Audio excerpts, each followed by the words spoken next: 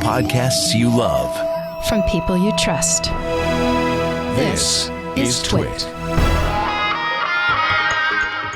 Hi, this is Leo Laporte, and this is my Tech Guy podcast. Mike and I did this show on the Premier Networks on Saturday, December 3rd, 2022. This is episode 1949. Enjoy.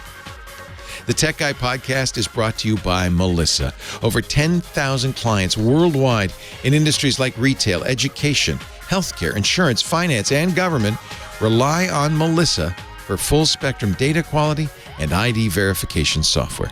Make sure your customer contact data is up to date. Get started today with 1,000 records clean free at melissa.com/twit. And by Nareva. Nareva has simplified everything about meetings and classroom audio. You get great audio and systems that are easy to install and manage. Visit nareva.com/twit and get 50% off one Nareva HDL 300 system for mid-sized rooms when you get a live online demo and buy before December 16th, 2022. And by Cashfly. Cashfly is the only CDN built for throughput, delivering rich media content up to 10 times faster than traditional delivery methods and 30% faster than other major CDNs.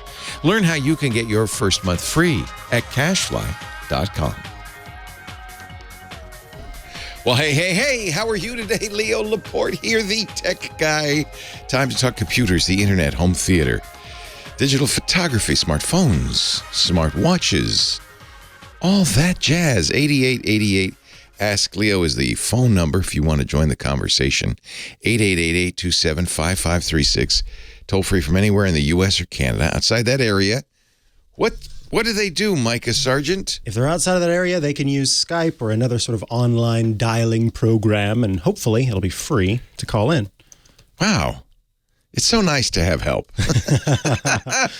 Hey, you did a nice thing for that Steve Martin guy. Oh, this is true. Yeah. He sent you a shortcut. Mr. Steve. He asked us a couple weeks ago why the shortcut wasn't working. Basically, had an email shortcut, and he would start it, and it would bring up the compose sheet. But if he needed to go get a note from another app or something like that, he'd swipe away to go get the information he needed. When he swiped back to fill in on the email, the email would be gone. Yeah. Where did it go, by the way? Well, so what he was using reasonably was the built-in tool for sending an email. Yeah. But what it does is it pops up a modal dialogue. And for folks who don't know, that just means either it's there or it's not, modal. And so the second he swiped away, he was actually swiping the entire text away. So I spoke to my pal Rosemary Orchard from iOS Today and said, what's going on here? And it ended up being a very simple way to fix it. Mail to links. So for the longest time, there are different kinds of URLs that sort of most computers, most operating systems understand. Like HTTP:// yeah. Another one is a phone number, which I think is phone:// believe it or not. Yeah, phone://. And then this one is mail to : and anything that you put after that, that becomes a link that most operating systems are going to understand means, hey, open up my email program and send this email. I call it the Fiber One link. There you go. Fiber One link. Yeah. So we basically created a shortcut that had all of that built in. It would just get the text of the link and then open the URL. Oh. And so it popped open the mail app instead of the modal dialogue. And so then he was able to swipe away if he needed to. Yeah. Mr. Martin thanked you and said, yes, that did it. Yes. Please tell them thanks so much, and I owe them at least a glancing nod. Well, I will be cashing in my glancing nod at some point. Watch Saturday Night Live tonight. Tonight, Saturday Night Live. Martin's short, and Steve Martin will be hosting. Oh, in fact, he first, when I sent him the shortcut, said, well, I don't know if I can look at this after SNL. That's kind of a humble brag. Yeah. Yeah, I'll have to look at this after I host Saturday Night Live. I said, well, don't let those kids keep you up too late. And then, so apparently he has had time, and look for a glancing nod this evening to Rosemary Orchard and Micah Sargent, our Apple shortcut gurus. I'm celebrating a little something. I got a major award. You did? That's right. I got a plaque. Well, I paid $80 for it. I was going to say, yeah. It was kind of, one of those major awards where you buy it. It has a nice, it's on a beautiful, like oak panel, suitable for hanging, which I will as soon as I'm done showing you this. Got a nice blue check mark. Well, it's gold because it's a beautiful gold plaque in honor of @Leo Laporte, who had a verified Twitter account before they were available for purchase. That's me. Do you have a blue check? I do. Yeah, you should get one of these. Yeah. November 2022, Vera Forever, which I guess is who got my $80. I will forever be verified, thanks to Vera Forever. Very impressive, honestly. Look at that.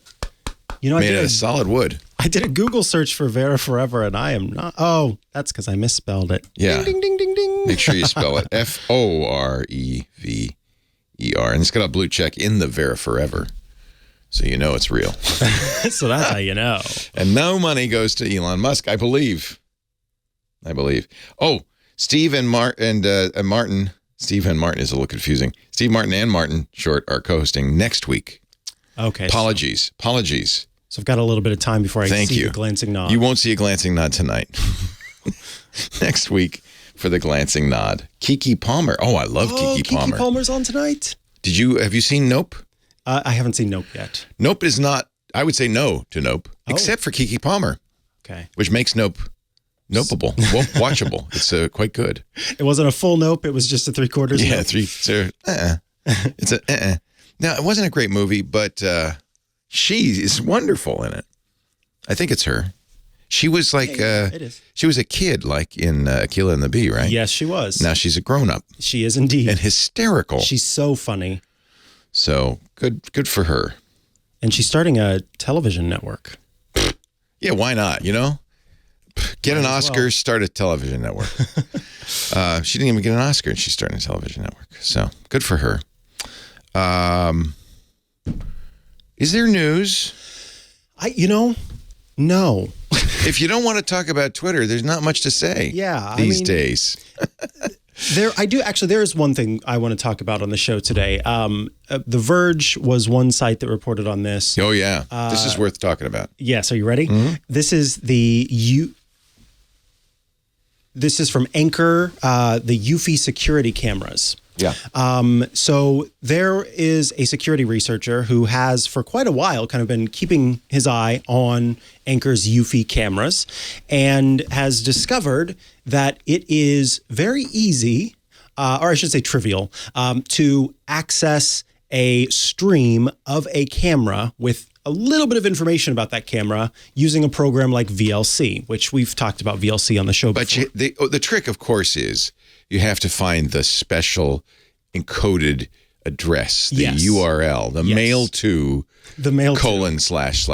Yes. And it's not easily decipherable. However, this is the problem, is that it is using the serial number of a camera to do that. And as we all know, serial numbers are meant to identify a product throughout its entire life. Those numbers don't change. And they're often printed and stuck to the bottom on the of outside of the box. However, this is not something you should freak out about. The real reason The Verge was angry, and should be, and you should be too, is that Eufy said, well, no, nothing is ever sent to the internet. It's a private camera. In fact, somebody asked us not so long ago, what's a camera I don't need to send my photos and videos to the cloud? A security camera I don't have to send to the cloud. And I think, recommended the Eufy. Yes, because their policies suggest everything's encrypted. You promised. And that was the other thing, is they finally did respond to the fact that photos were being uploaded to a server. It was an AWS server, Amazon Web Services. They kind of denied it emphatically. Yes, and that's the thing. They came back to say, oh, actually, yes, if you have notifications turned on, this does get uploaded to the server. They did not address the bigger issue, which was that the stream was not encrypted like they were saying it was. So not great and very disappointing, because this is a company that says, hey, everything that you have is stored locally. Hey, it's end-to-end encrypted. And hey, we do all of the motion detection and person identification on your devices. It doesn't involve the cloud at all. So you want to be able to trust And that may be the case, because what you're doing when you're using that special address is you're actually logging into the camera over the internet. But it is open to the internet, so that's problem number one. Yeah.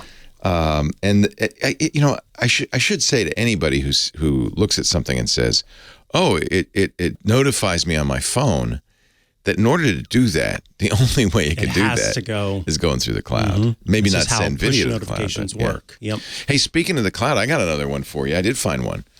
Amazon says, well, we lost $10 billion last year doing the Amazon Echo. $10 billion. That's a lot of money to lose. Did we talk about this last week? I think we did, actually. I don't know. Well, you talked about it on Twit, I believe. But I get confused. I do so many shows. Well, if I didn't, it makes me wonder, what's the future of Amazon's Echo? Mm-hmm. Like, if they're losing so much money. Turns out they thought everybody would use the Echo to buy stuff. Hey, Echo, buy shaving cream. And I do sometimes. I say that. And it says, last time you bought shaving cream, it was this. Now, would you like to buy more of that? And I say yes. And then, because I didn't want it to order stuff without my say-so, I set a PIN, and it says, well, what's your PIN? And I say, 24601. 24601. How'd you know that? Oh, shoot. Bleep that out. And it goes, okay, ordered. And I think that's a nice feature. I've done that maybe a dozen times at most in 5 years. I'll tell you, the one time I've ever used that feature is there was a deal where you could save like 50% on a dog toy. And so it was this. Did your dog order it? It was this little chicken. Did Henri say, hey, I'm going to a dog toy? Exactly. I ordered it, and then I got it in the mail, and it was this big. And I've had people bigger than your radio, dog. Bigger than my dog. Bigger than both dogs combined. Yes, it was. It was a giant chicken. Huge, a giant chicken. Was it rubber? No, it was soft. So they befriended it. Oh, I don't want to know what that means. Oh, dear. That sounds like a euphemism if ever I heard one. Mr. Micah Sargent, Mr. Leo Laporte, we are your two tech guys on the radio. 8888 Ask Leo is the phone number. Website techguylabs.com. Please give us a jingle, and we will take to the phones in a bit. No Scott Wilkinson this week, but Johnny Jet coming up, and the Gizwiz as well. Stay right here. Oh, and Rich Tomorrow. That's right.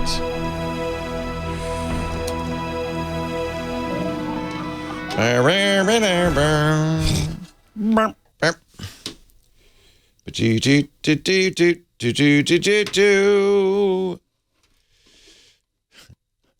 wish I'd thought of it, really. Yeah, that's what Amazon said, is people do timers. They say play some music. I turn on the lights. Occasionally ask trivia questions whenever how for a while I played Jeopardy, which was kind of fun. Oh yeah, I never really played any games on it. Oh, do this. Okay, I'll do it. Ziggy, activate the holiday theme. Okay, here's winter holiday theme. Welcome to the winter holiday theme. Ooh. It's so pretty. 'Tis the season to put some jolly into setting timers, 'tis the weather season forecasts, to put some jolly. and even jokes. And if you ever want to take down the decorations, just say, turn off holiday theme. Now, let's start this season with a greeting. Just say, hello. Hello. Season's greetings. The holidays can be the busiest time of the year. And if you need help keeping track of time, here's the ad. Set an alarm. Oh. Either way, you have a new notification. Do you want to hear it? Yeah. One new notification. Your nutrition tip is here. When reaching for a snack, consider choosing low-fat milk or yogurt instead of cheese. What? The USDA recommends this, since milk and yogurt have more potassium and less sodium than most cheeses. If you want to grab some yogurt, what's wrong with potassium and sodium? You can add it to your shopping list. Would you like me to do that? No. I'll add some cheese to your shopping list. I've just added some dairy to your shopping list. Okay, and then there's a button that says report content. Turning you off now. Report content for being so bad. The other thing that you can do now with Zaggy is you can have the avatar theme. Oh, wow. That's a real branding play. Yeah. I keep seeing avatar ads in my Echo Show, and they really want... Amazon must have invested, or else they're getting a whole bunch of advertising money. But Are you? I mean, okay. How old are you? Avatar came out 2009, I think. 13 years ago. So you were like 4. No, you were an adult, but barely. Yeah, I was 17. Yeah. Did you go see it? Yes. Here's a trivia question. Hello. Here's a trivia question. Oh boy. What is the all-time highest grossing movie? Wait, it's not Avatar. Avatar. Oh, okay. That's right.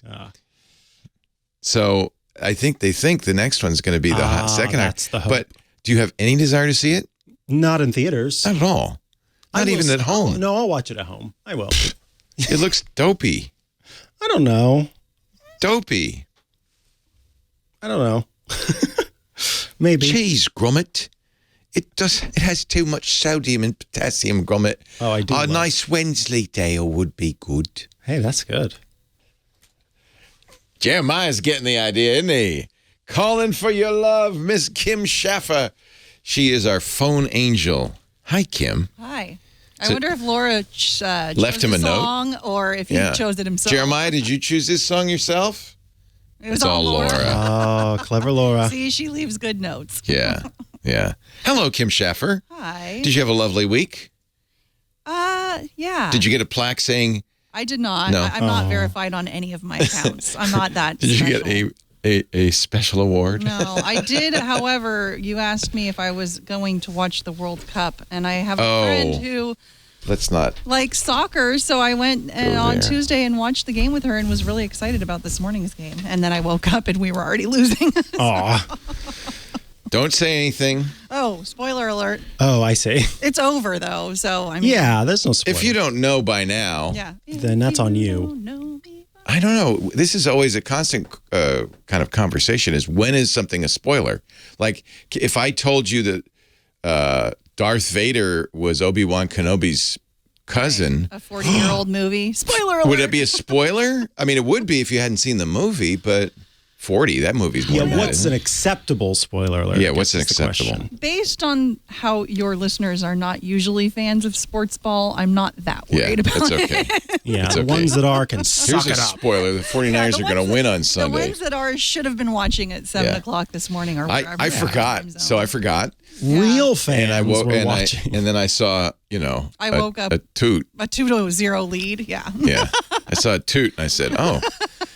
You know what? I was conflicted because of Qatar. I didn't really want to watch the World Cup. I didn't want to celebrate it. And so now I don't have to. No. If they'd won, it would have been more of a conflict. But anyway, sport ball, what were we talking about? Let's get a caller on Let's here. go back to what seems to be the topic lately, Mastodon. Never heard of it. What's that? I don't know. An extinct It sounds like, is it pachyderm. that thing with the big... Yeah, I think it's like Or a... is that Can you the do an elephant sound? Megalodon. No, I can't. I'm thinking of the huge shark. No, that's not. Stop. Everybody stop. Thank you. Kim, hello. Hello, Derek. Calling all the way from how's it going? Seattle. How are you, sir? I'm doing great. How are you doing today? Oh, we're well. What can we do for you? Can you do an elephant sound? I'm just kidding. Yes, that's already been completed by you. Thank you. Yeah, I think we've really done it. Yeah. Yes. So I'm running my own Mastodon server, and I'm trying to figure out how to customize it. And it's a brand new thing for a lot of people, and I just want to get rid of the standard images so it can kind of look like my own. And I'm not quite sure where to. It's not there's two ways to do it. There's the easy way and there's the hard way. So I did it the easy way because I don't actually host the server. If you host it, it might not be so hard for you. So you didn't... I am riding on a company called Masto Host, which is it's hosted Mastodon. We have our own Mastodon. Mastodon, I should explain, is a social network. Very nice social network. It's a front end to something called the Fediverse, which is a massive kind of collaboration of a variety of different sites that can talk to one another. Okay, and so Mastodon is one of them. There are many others, but Mastodon seems to be the number one choice for people fleeing the conflagration that is Twitter, because it's very Twitter-like.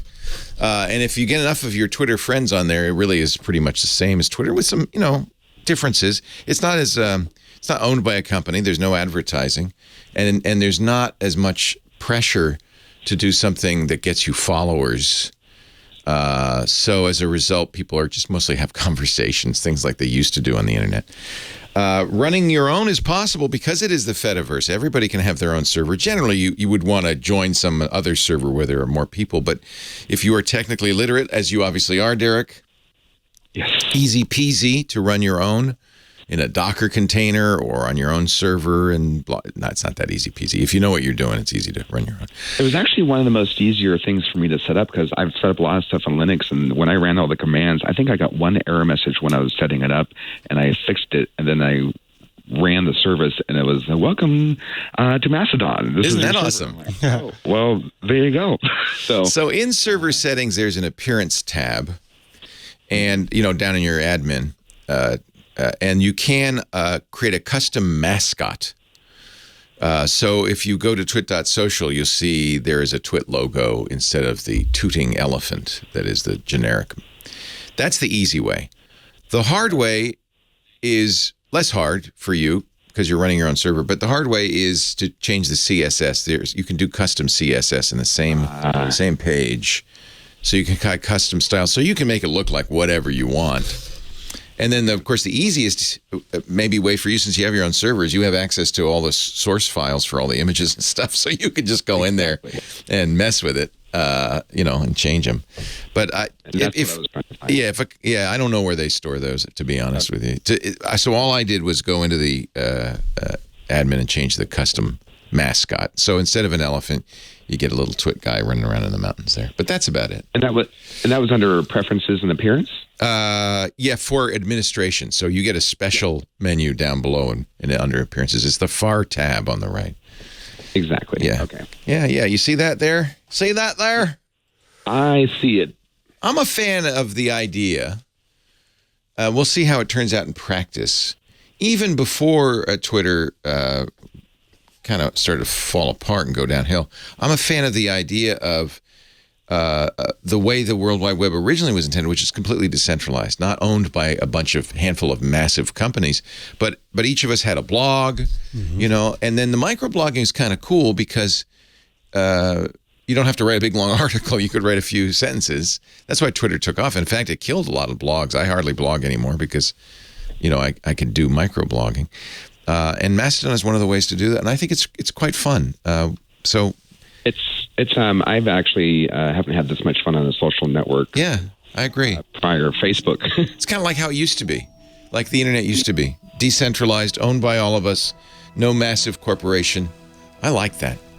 Hey, well, have fun, Derek. Thanks for calling. Leo Laporte, Micah Sargent, your tech guys. So, are you going to do a relay to kind of put some content in there, or just follow a bunch of people? Because if the only thing about doing your own instance is you don't get the federated timeline doesn't have much stuff in it. Actually, I am federated. Good. I've been actually I'm following about 200 users, and I got about 200 users following me. Perfect. My plan is actually to kind of create somewhat of a public server because there's a need for that right now. But I got some stuff that I need to move around. I'm running it in Ubuntu on VMware. I'm trying to move it to Proxmox. So yeah, you could put it on a cloud like DigitalOcean or Yeah. I don't want a $200. Yeah, well, that's the problem. Yeah, but you'll see. So the other thing I would suggest, and it's really worked well for us, is to make your instance not just a generally public instance, but of a kind of some sort of affinity group. So for us as Twit listeners, but that way everybody has a kind of a common interest, and also a common interest in keeping it nice. And you don't get trolls joining and stuff like that. Exactly. Yeah. So I think so you got something you do that you like that you would like to make a server for. Yeah. This is actually Mastodon reminds me of the BBS days very much. And I actually I don't know what the word is, but brought back the BBS that was in Humboldt County. Oh, how cute! Very big, and I bought their original domain name, and I bought another domain name. And I've been in contact with the original system operator to make sure I have to do this. How cool! And it's back, and people, I I adjusted my volume to be a terabyte, but it's only a 300 gig SSD, so I'm kind of freaking out. I know over to something. I did. I have to approve every new user, which is a good gate on that. Yeah. And then the other thing is you just, I ended up paying for a lot more resources than for the first 3 years I was running it, it was 15 euros a month. It's now $350 a month. It got a little more expensive. But on the other hand, it's for a company, so it's not like it's, just my personal thing. That's cool. A Humboldt. Yeah. I ran a BBS in the 90s, so I know exactly, or actually maybe it was the 80s, come to think of it. I know exactly how you feel. It's really fun. It was the 80s. Gosh. Holy cow. Yeah. Minus the dial-up sounds and FidoNet. Yeah, it was a FidoNet system. So you had the Humboldt County Fido, huh? I didn't have it. Somebody else did. I mean, it was a first-class server running a Mac. Nice. Is what it was running on. And that was about when I started my online career, and then I converted to AOL, and then here we are now. So, it's just Humboldt County doesn't have a lot of a digital presence or a lot of help in that county, and so when I'm from Humboldt as well, and so I know that they need help. I love that. That's a great thing to do. That's what I'm trying. When you got it all ready to go, come back on. I don't know how many Humboldt listeners we have, but come back on and plug it, and we'll tell people to join it. I'll call in on the new show. Yeah, on the new show. There you go. Yes. Derek, it's a pleasure. Fabulous. Thank you, Leo. And Micah, you two have a great day. Thank you. Thanks. See ya. That's fun. Yeah. It's fun. It is very much like the old internet. It's just kind of people kind of chatting, and it all comes back around. Yeah. It's nice. And I'm very quick to say bye-bye, kick people off if they act out. Plus, the nice thing about Mastodon is you have under 3 dots under each toot, you have some moderation options. One is to report it, but the other is to block the person or block their entire server. So you, as an individual, can also control your experience. So if you're seeing a lot of people from a server that you just don't like, you can say, goodbye. Goodbye. You are the weakest link. Beratunde Fedizin. I do want to mention our fine sponsor because we have some very good sponsors for the show today, including Melissa. Actually, if you have Melissa, you won't be sending packages to the wrong address. Melissa is an expert in data quality, identity verification, and address management solutions. In fact, they have gotten so good. They started some years ago. They've been doing this for a long time. And I think probably at the time they were like doing zip code completion, but they've gotten better and better, added more features all the time.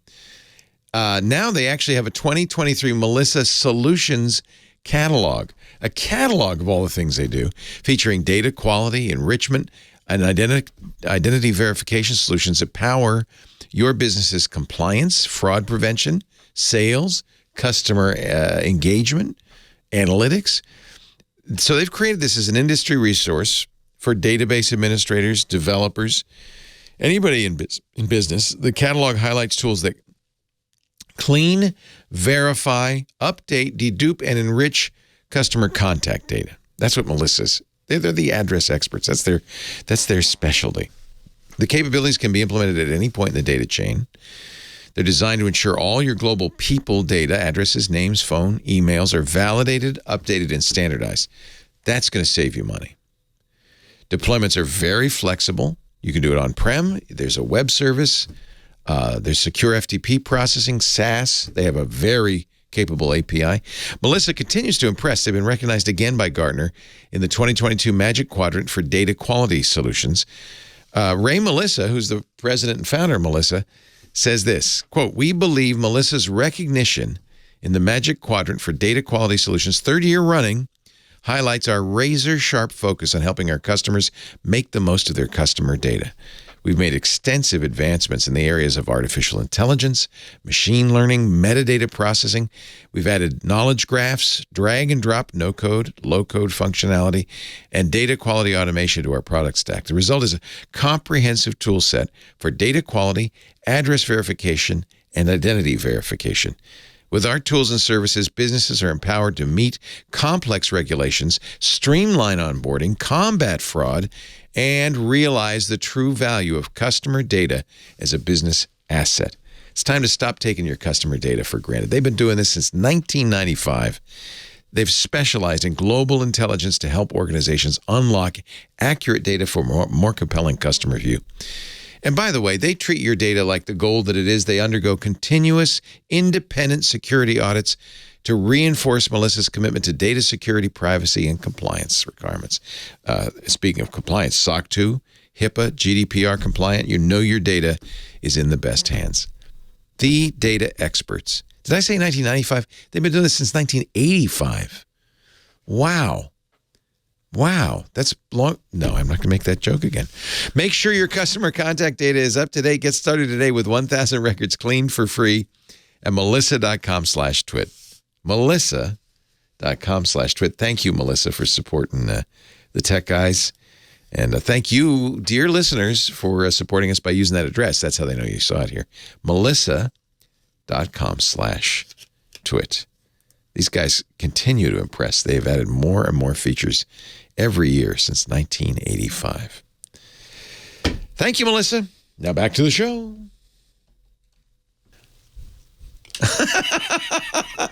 I ask that question all the time. Leo Laporte and Micah Sargent, you're tech guys. What you gonna do when you get out of jail? I'm gonna have some fun.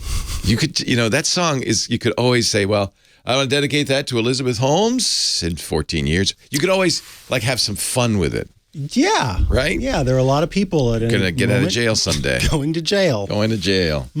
You're going to have some fun.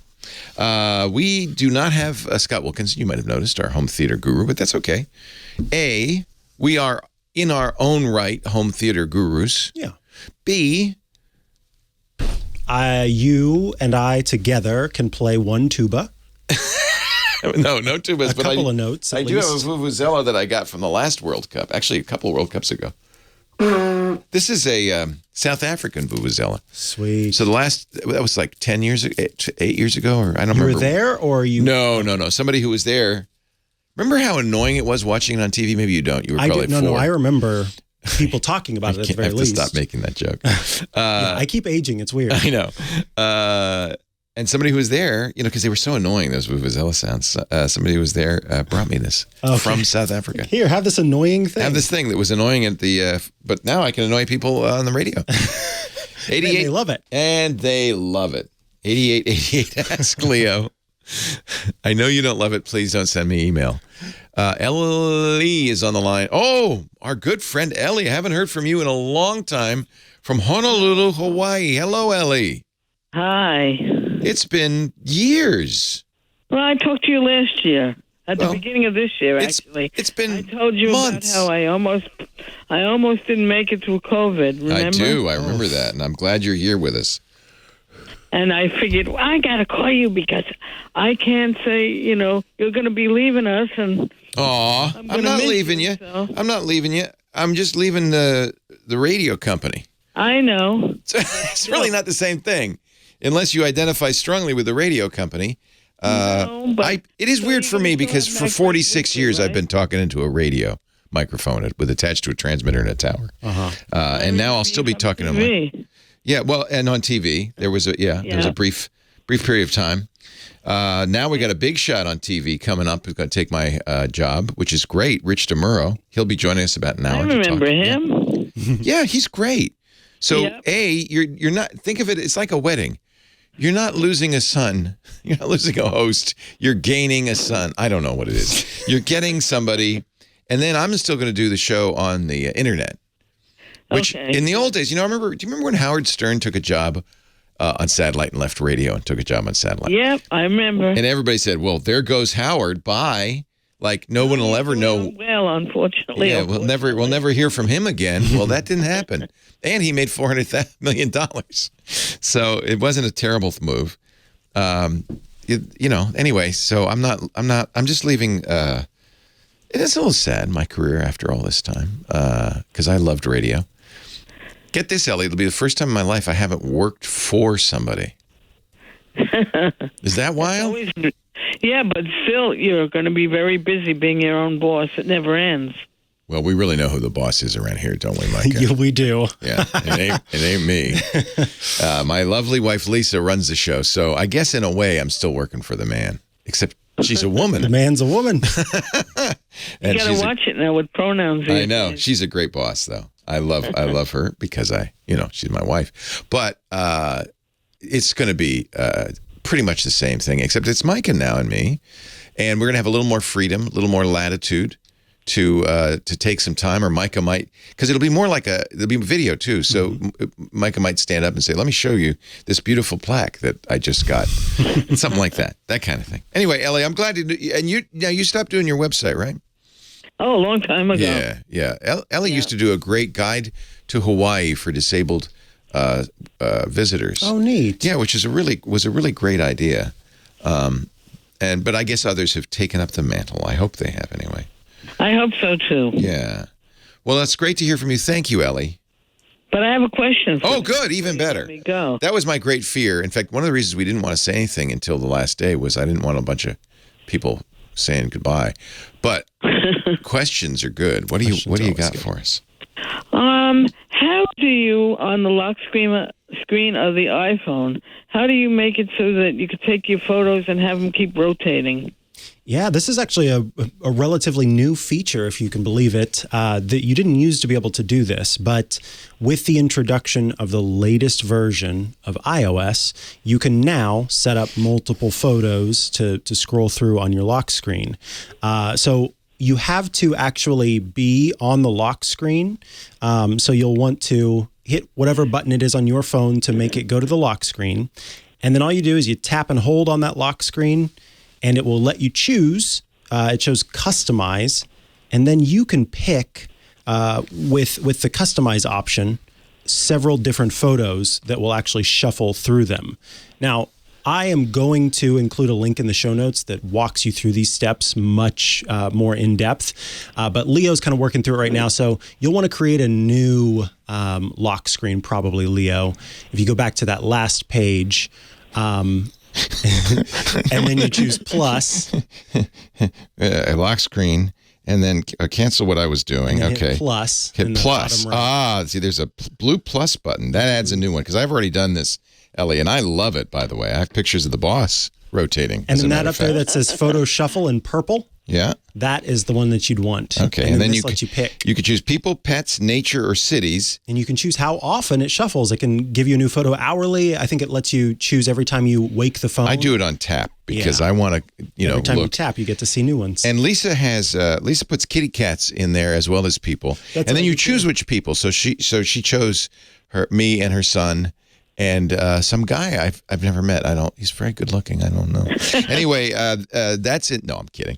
And so you can choose what you want to rotate. I bet you have a lot of nature photos of your beautiful island, and that would be a nice thing to mix in there. Yeah. As well. And then you can either let the machine pick it for you, use featured photos, or you select manually. I like to use featured photos because it just picks them, right? It picks good photo, and it tries to do ones that are in high quality. It uses a bunch of, machine magic to try to pick out the ones that look the best. Yeah. And that way I don't end up getting weird screenshots that show up or anything like that. There's Lisa in Hawaii, of all things, at the waterfalls there in the north shore of Oahu. So this is really fun because it's a different photo album every day, in effect. Yeah. It's a lot of fun. And you can tap through them. It's a really great feature. Definitely something you want to do. It's relatively new. Well, you should say that. Don't you have to have iOS 16? Yeah. That's why I started with that. And do you have to have a special phone of any kind? No, just as long as you have the latest version. So if your phone is new enough to have iOS 16 on it, it will let you do these special lock screens. Yeah. Look how many of those I have. It's really fun. It's really great. Ellie, I hope that helps. We'll put... thanks to Micah, we will put a nice description of how to do that up on techguylabs.com. And as you know, that's always free. That, by the way, another thing to mention, will continue after we stop doing the radio show. techguylabs.com now points to our podcast network, Twit, and that's where the radio show, the new show will be. It's going to be called Ask the Tech Guys. We added an S. It was, boy, you know what, Micah? It cost me an extra $50, but it was worth it. Thank you. It was worth it. I appreciate it. Ask the Tech Guys. So from now on, when you go to techguylabs.com, starting next year, not till because we're going to take Christmas and New Year's off, of course. But starting January 8th, 2023. Wow. That will automatically go to the new show. And if you already subscribed to the podcast, nothing's going to change for you. It's only for people listening to the radio. It's funny that Rich must have gotten, his ears must have been burning, because I just got a text from him saying, "Are we on?" I said, "Yes, we are. 1:15. A couple of hours, Rich will join us." Ellie, great to talk to you. Thank you for the nice words. Remember, you can still listen. You just have to use the this newfangled thing called the internet to do it. And somebody, Mr. Bow Wow in our chat room says, "Will the boss be joining you?" Occasionally. I would bet the boss will show up. Micah and I will mostly be there. Leo and Micah, your tech guys, more calls after this.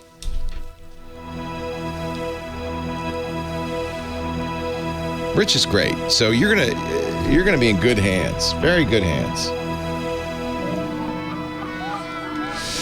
I should have said that on the air instead of on the podcast, but that's the case.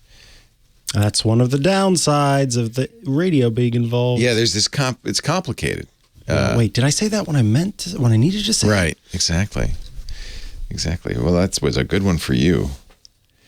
I like that. Isn't it thing. great? It's so fun. Lisa. It's wild it took so long for them to add these lock screen customizations. Oh, it's so nice. They're there now. Lisa put cats in there, and so at least once a day she'll say, "Oh, look." She'll get to show you. Show me the cat. Yeah. And it's great. There's so many good she has a lot of pictures of the cat, including the cat that they stole, the neighbors stole. Oh yeah. So she said, "I got to figure out how to get rid of him." Did the neighbor move? They moved. So did the cat go with them? Yeah, of course. That's so sad. Well, it's fine now. It was a source for That's so weird. Sense of it's loss. just such a weird thing to do. So our neighbors, literally, we're in a cul-de-sac. So there's only 1, 2, 3, 4, 5 houses in the cul-de-sac, and our ginger cat Hamilton went missing a couple of years ago. It wasn't the first time. He was a Tom, so they kind of wander. So we put up signs everywhere. We canvassed the neighborhood. Signs. We had signs, and we gave the neighbor one of the things saying, "Have you seen our kitty? His name is Hamilton. He's chipped." And then he disappeared. So we thought, well, somebody has him, or he got run over, or something happened. And then about 3 or 4 months later, we saw him. We go and running over, "Hammy!" And the woman comes running out of the house. No.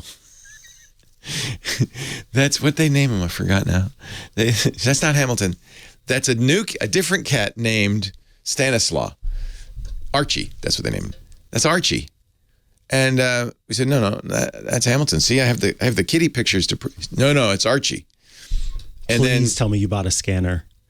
Yeah, well, that's what she said. She said, but he was chipped. She said, yeah, we brought it to the vet. I don't think they did. I think this is a lie.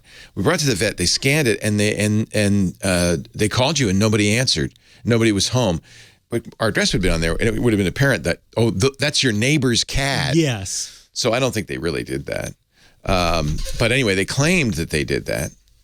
And then she said, well, please don't tell our daughter Santa Claus brought him. And so it was Are you kidding me? Like, oh, great. Okay. And then you found out they didn't even have a daughter. No, they did. They did have a daughter. We knew the daughter because she'd come over and use her trampoline sometimes. So Archie/Hamilton still came over. Mm-hmm. We'd feed him. He'd pat him, visited with him. And then one day he's gone again. And then we noticed the neighbors moved. They didn't say goodbye. They didn't put up for sale. Nothing. They just disappeared. And that was that with Hamilton. So it's kind of weird, right? That's very weird. It's kind of weird. I mean, this happened to you, Susie. There's an abundance of cats in the world. There are far too many. Yeah, in my opinion. Amen. But the thing is, Hamilton was kind of aggressive and mean, and so I don't think Lisa even minded. It's just we would have liked to have known. Yeah. We would like to have known. This like weird. Is not the cat this is not the cat you're That's looking for. That's our cat. How could you not know? We even gave a brochure to your husband saying, "Have you seen our cat?" Yeah, that's How could you not know? That's shady behavior. It's shady. But anyway, the new neighbors just moved in, so we're keeping our cats inside for a while. Good. Yeah, you have trauma. I understand. I know, it's Jerky Jerks. Sarah called her out on it. Anyway, it's a weird story. Leo and Micah, your tech guys, 8888 Ask Leo. The phone number, the website, techguylabs.com. That's free, no charge. Wander in. Links go up there. Micah's going to put that little how-to on how to get the slideshow on your lock screen on your iPhone. All sorts of stuff. After the fact, we also put a transcript of the show up. It's written by a computer. So it's not great, but it's okay. Getting better. It's getting better. Boy, we'll talk next hour maybe about ChatGPT. Have you been playing with that? Yes. What? Anyway, we'll talk about that. Yeah. The computer that can write limericks. But techguylabs.com also has audio and video from the show after the fact. All of that. Go there. It's there. It's there for you. This is episode 1949. Now, somebody asked me, well, is Rich going to be there too? No, Rich is doing his own thing. I don't know if Rich is going to do video. I don't know what he's going to do. I'll ask him. He's going to be with us in about 2 hours. Cool. Hour and a half. I'll ask him. But that's going to be where Micah and I will be on the internet. That's our home on the internet. And Rich will have, I'm sure, somewhere else wonderful for you. Joe is on the line from Knoxville, Tennessee. Hello, Joe. Hello. Hey, last weekend you had a guy call in that was wanting to do a Wi-Fi link between, I'm guessing, his house and his workshop. Yeah. His workshop was a metal building. Yeah. Yeah. I've used Ubiquiti, the loco stations and NanoStations for quite a while over the years. I worked for a company. We did IP security cameras for a lot of public housing sites, and some of the distances we were having to cover, we found these things work really great. The factory specs say they'll do 12 kilometers. What? Whoa. These are, first of all, I did the same thing in our house, replaced the consumer Wi-Fi with Ubiquiti. Very happy with that. There can be problems with Ubiquiti with updates. Occasionally they'll put out a buggy update, so it's always good to be kind of wait and see, make sure everybody's got the update installed and working before you do it. But otherwise, Ubiquiti's great gear. But this is something special. I don't use this.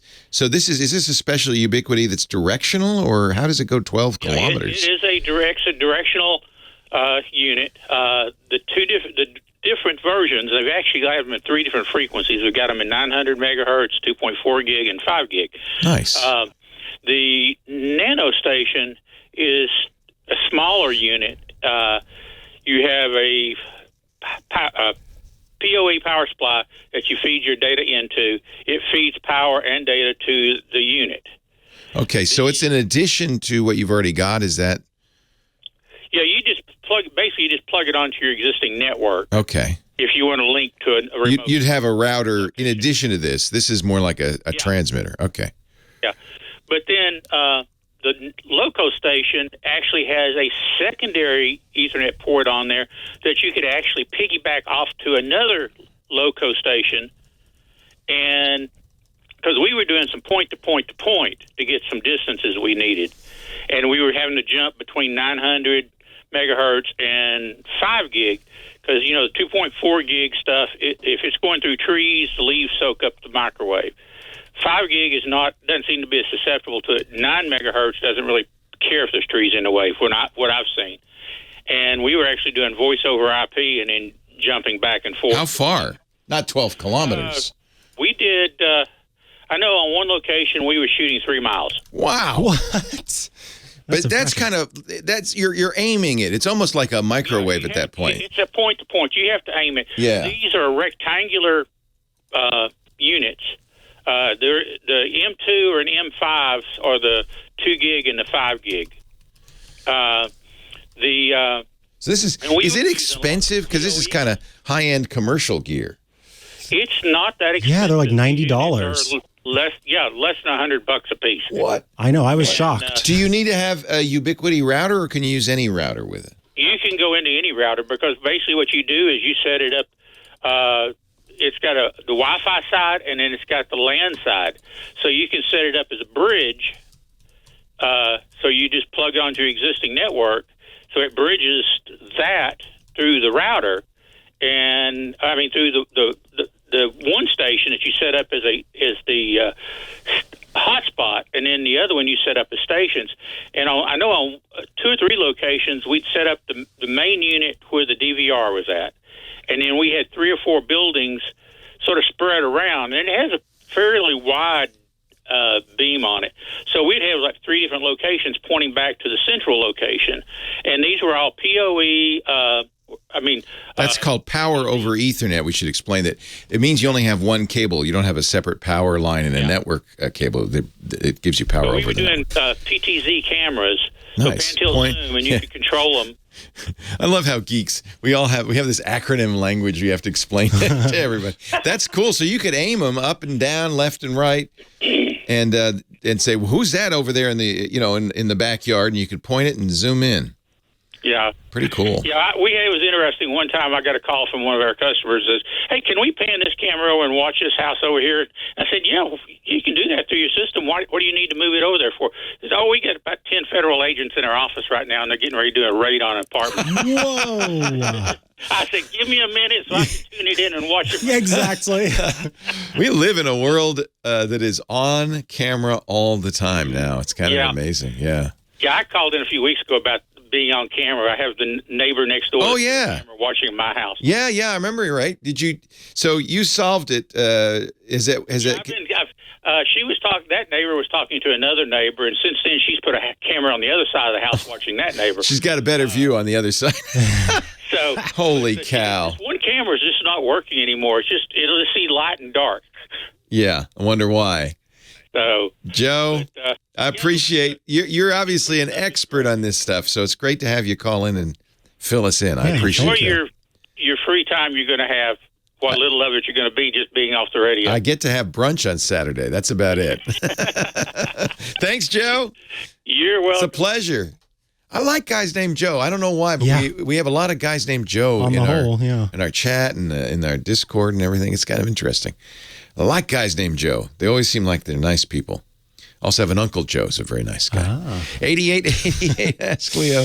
Arizona Lou. I like Lou's as well. Yay. Hello, Lou. Hey, it's the world's oldest comedian. Well, I don't know if I'm the oldest, but I'm pretty close. I'm 81 now. Yeah, but Steve Martin's catching up with you. Percentage-wise, but he'll never quite make it. He'll never quite make it. It's Zeno's paradox. Yeah. What's up, Arizona Lou? Well, I solved my problem on my website, but I don't understand what it has to do with it. On Firefox, I wasn't able to watch any videos. Oh, that stinks. From my website, but I could from other websites. And I went into some of the settings and unchecked cookies. To block cookies, so it's accepting cookies. Now, it was blocking them before. So I'm at your website, ArizonaLou.com, and I'm on Firefox because that's all I use. And your videos are through YouTube, right? Yeah, so the YouTube plays just fine. It's working just fine. But maybe YouTube wants to set cookies. That's possible. Oh, because my website wasn't sending cookies. No, but you have the video that you have on your website is embedded from YouTube, isn't it? Yeah. Yeah. So remember, when you do that on a website, any website, or anytime you do that on your website, when you put a embed, and YouTube makes it easy. They even give you the code. They just say, here's the embed code. You just cut it and you paste it in your website. You're actually putting a little window in your website to the YouTube website. And this is where people get a little funny about cookies because now YouTube, even if you haven't left ArizonaLou.com, in order to play back that video, YouTube is you're in effect on YouTube. And so anything YouTube does, including, of course, it's Google, set or check cookies. Now, here's one way you know it's doing that because I'm logged into Google, to YouTube, right? And when I go to that site, it knows it's me. I've got my settings and everything. That's because Google is actually in your website. So that's why you have to have cookies turned on. Leo and Micah, you're tech guys. More to come right after this. All right, you ready?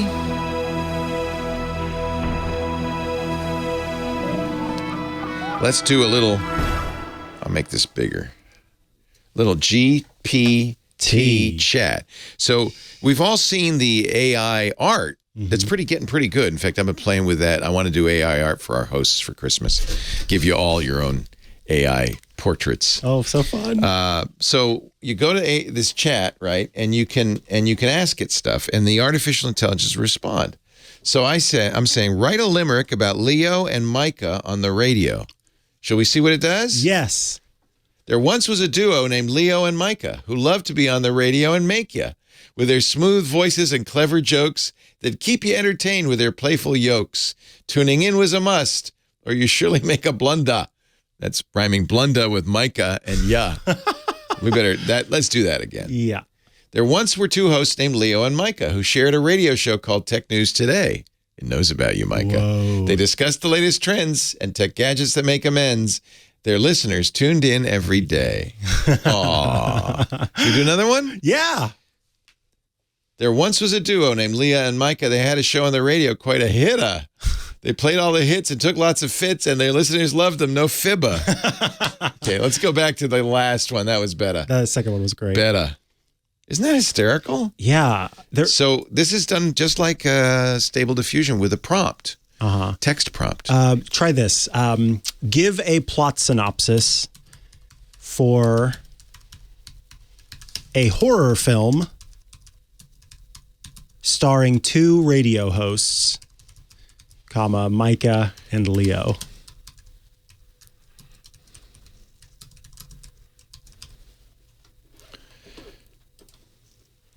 In the horror film Dead Air, Micah and Leo are radio hosts who are preparing for their late... Whoops. Oh, no!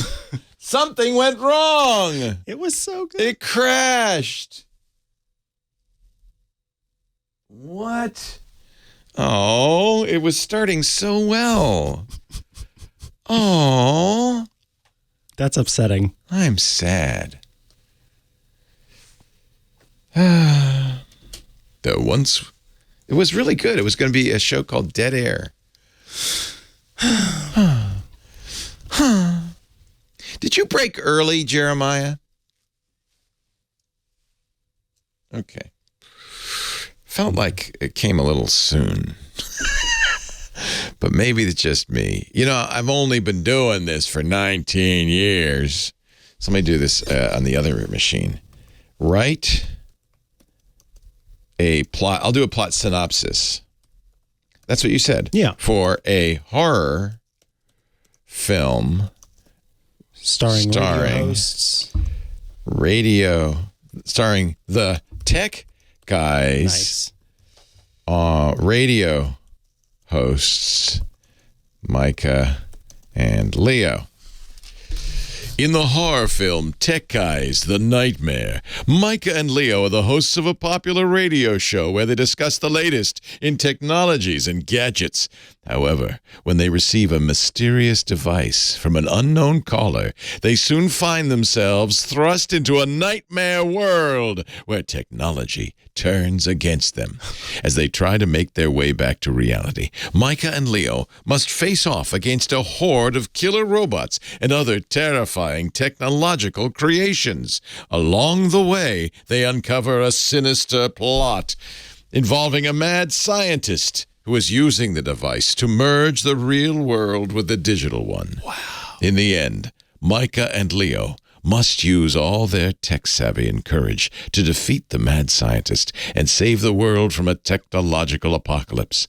But will they be able to survive the nightmare and make it back to the real world before it's too late? Wow. And so I've seen some folks who play with this stuff regularly. Yeah. They'll use ChatGPT to create the plot synopsis, and then they hop over to... write it? Oh. No, they hop over to not Stable Diffusion, but... GPT-3? They make a picture. They do photos, yeah. Oh, with, Dolly. Or maybe it is Stable Diffusion. What's the one that's in Discord? No, that's... it begins with an M. Midjourney. Yeah, they hop over to Midjourney and they make the characters for the film, and then they'll post both. Let me find the Twitter account because I think that's cool. Yeah, there was somebody who solved the first advent of code in 10 seconds with GPT. Oh, that's funny. But it didn't do as well in the second day or the third day, just the first day. But two people got on the leaderboard In fact, I think they were 1 and 2 on the leaderboard using ChatGPT to solve it, which is, of course, very frustrating. What I loved, too, is that they then had the AI write a review of the film and just an absolute scathing review. Oh, that's hysterical. Really funny. Oh, should I do that with this? Yes, yes. So I might even be able to, because it's contextual, isn't it? A review of that film. I recently saw the film Tech Guys, The Nightmare, starring Micah and Leo, and I was blown away. The plot was unique and terrifying, with Micah and Leo finding themselves trapped in a nightmare world where technology turns against them. The special effects were top-notch, and the acting from both Micah and Leo was excellent. Ooh. One of the things that really stood out to me was the way the film explored the dangers of technology and the potential consequences of merging the real world with the digital one. It was a terrifying thought, and the film did a great job of bringing that idea to life. Wow, let's say, write a scathing review of that film.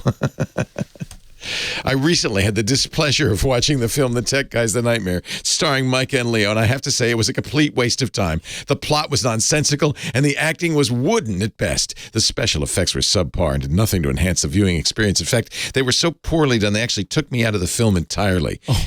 Additionally, the film's exploration of the dangers of technology fell flat and came across as preachy and heavy-handed.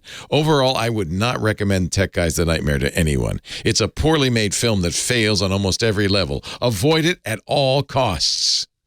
Wow. Okay, now you can do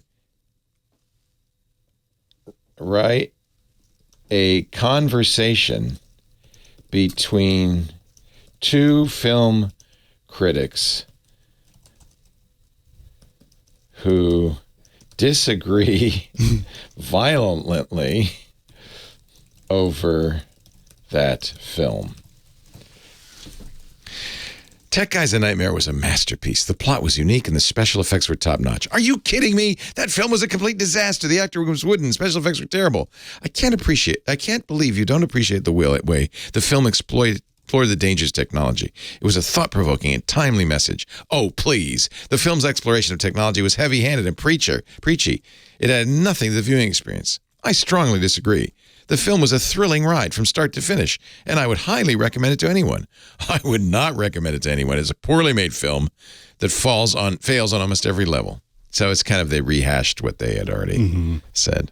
You could see there's also, it's interesting, a outline for a film review. Because they start with the plot, and then they talk about the acting, and then they talk about the special effects. It's really interesting. And then the third paragraph, so they have an actual outline. This is kind of interesting. Preachy. It was preachy. It's a little boilerplatey, but honestly, it's more than just boilerplate, because give me something that it wouldn't have any boilerplate about. Well, here we go.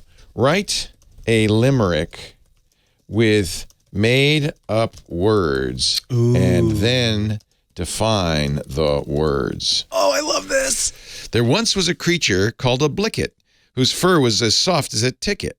It ate only pie and could fly so high, it was quite a remarkable blicket.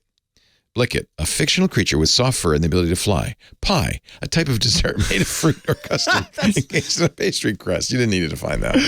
But I was hoping for more made-up words in there. Oh, I'll do that. Let's do it again. There once was a creature named Zorg, whose skin was as tough as a Borg. It ate all in sight with its teeth so bright and left nothing but rubble and gore.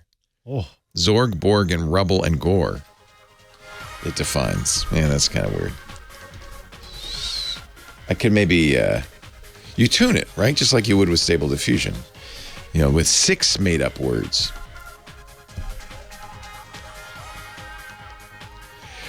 Well, hey, how are you today? Leo Laporte here, the tech guy with Micah Sargent, Tech Guy 2. Hello. Taking your calls, answering your questions, talking high-tech at 8888 Ask Leo. The website is techguylabs.com. We should put some of these artificial intelligence-generated poems about us up on the website. We are playing with something that just got opened up to the public. There's a group called OpenAI.org. Elon Musk was one of the funders, a bunch of companies, Google.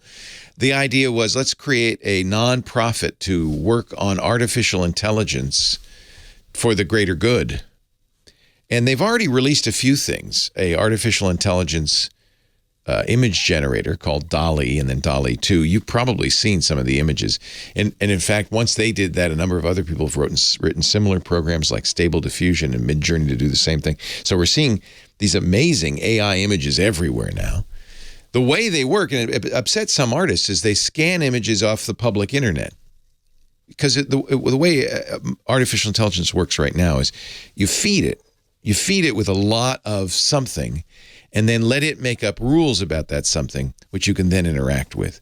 That's real, that's called machine learning. And the data set that you feed it, well, if you're trying to teach it chess, would be a lot of chess games.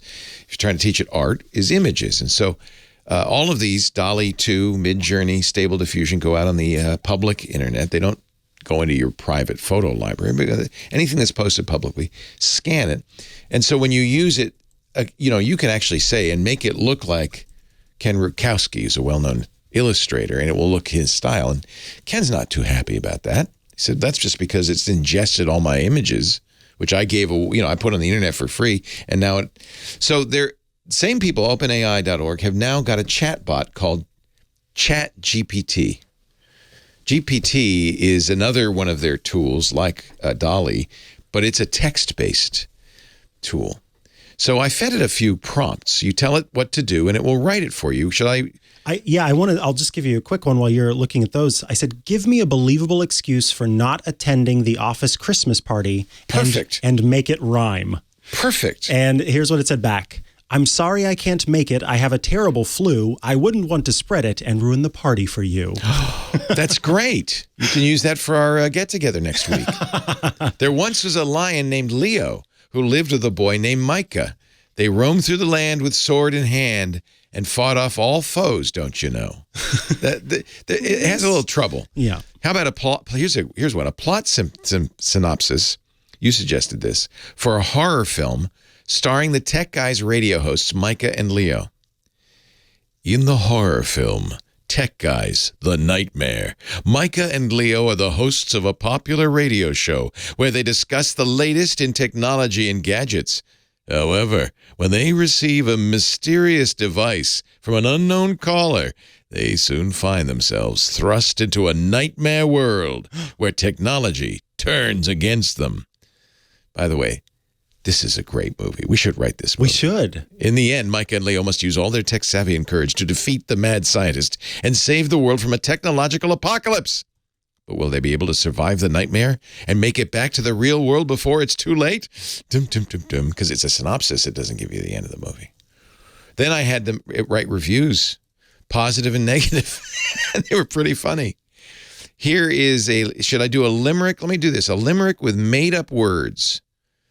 Then define the words. There once was a creature named Glork, whose fur was as soft as a cork. It loved to frolic and play with a stick, but watch out for its sharp quark. The Glork is a made-up creature that has soft fur and a sharp quark. A quark is a made-up horn-like appendage on the head of a Glork. All right. Pretty good. Write a short conversation between the first iPhone and the current iPhone 14. Oh, good. Here's the first iPhone. Yeah. Hey, what's up? I see you're the latest iPhone model out there. You look pretty sleek and fancy. Yeah, I am. Apple has come a long way since you were released back in 2007. I have all the latest features and technology, including 5G connectivity, a state-of-the-art camera system, and an A15 Bionic chip for lightning-fast performance. Wow, that sounds impressive. I only have a 3.5-inch display, 2-megapixel camera, and a slow processor. It knows all the specs. I'm sure you can do a lot more than I could. Definitely. And with all these new features, I'm sure I'll be the go-to phone for a lot of people. But I have to give you credit. You started it all. Without you, there wouldn't be an iPhone 14 or any of the other models that came after you. Thanks. That means a lot to me. I may not have all the bells and whistles you have, but I'm proud of what I was able to accomplish in my time. It's a little dopey. It is. But a computer wrote it. Yeah, it just did this in seconds from me out of saying nothing. it. What's interesting is that people are using these computers. There's another one on GitHub Copilot to write computer code, and it actually is pretty good. In fact, there's a coding competition that goes on in December called the Advent of Code. It's an advent calendar of computer puzzles, and I do it every year. I love it. A lot of our community does it. And somebody sat down and solved the first day puzzle in 10 seconds. He didn't do anything. He didn't even read the puzzle. He pasted it in to ChatGPT and said, solve this? Answer the last line, because the last line is what you need to do. And it did it. And it did it in 10 seconds, which was enough to put it at number 1 on the leaderboard, the fastest solver. So you can mock this a little bit. Yeah. And it is a little mechanical. But I think this is text becoming very close now to what artificial intelligence art has been in the last month Absolutely. or so. Where it's uncanny. It's kind of uncanny. It's not, it's not going to replace human artists or real writers. This is no William Faulkner here, but it's kind of amazing. And I suspect, in fact, it's already happened. It's been happening for years. A lot of newspapers will be partly written this way. Sports sections and financial sections are often written by artificial intelligence. And I think one of the big things about this that is most impressive is especially with the text-based ones, it's not so much with the art ones, but how much you don't have to shape your wording to get a prompt that you want. You don't need to, like you do if you're talking to Siri or one of the voice assistants, there are certain phrases that you need to say the right way in order to get it to do something. But I was just able to type that simple sentence of write a short conversation between the first iPhone and the current iPhone 14. I didn't have to say, I need a conversation. I want it to be, it is as understanding in plain language as it then creates in plain language. And I think that's what makes it so fun and easy for people to try. You can try it too. You have to create a free account at OpenAI. The website is chat.openai.com. Somebody in our chat room said, this has already had its 15 minutes of fame. Move on. I don't know. I'm more impressed by it than that. But you're right. I mean, it's a little bit of a toy. Yeah, but it's a fun toy. It's as good as a fidget spinner. Yeah, exactly. More fun than a fidget. I mean, it's more fun than a fidget spinner. It's incredible. I'm sorry. I don't care if you think it's only 50. It's incredible what it's able to do. Write a limerick about an AI and a fidget spinner. There once was an AI so keen it could spin a fidget spinner with ease. It twirled around and around with not a single sound until it became a blur so serene. Maybe I should have it do a haiku instead. 8888 Ask Leo, the phone number. We'll put a link to OpenAI in our website, techguylabs.com. Now we're going to get back to the phones in just a little bit. And coming up in a little bit, Johnny Jett, our travel guy, well, if he's feeling up to it, and lots more. Stay here.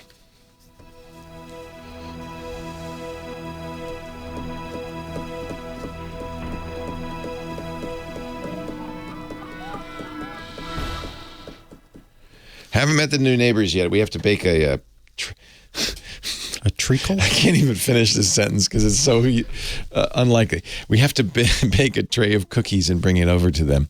I don't think Lisa will be doing that. You have to? Or? Well, it's funny. When we moved in, our neighbors did, which is very nice of them. I don't trust people. I wouldn't eat them. That's my problem. It used to be, yeah, right. It used to be neighbors were like your neighbors and you liked them and you got along with them. You knew them, you borrowed their lawnmower. Or maybe that was just on TV. I borrowed a lawnmower from a neighbor. Okay. I just wouldn't eat anything from a neighbor. I need to know a person to see how clean they are.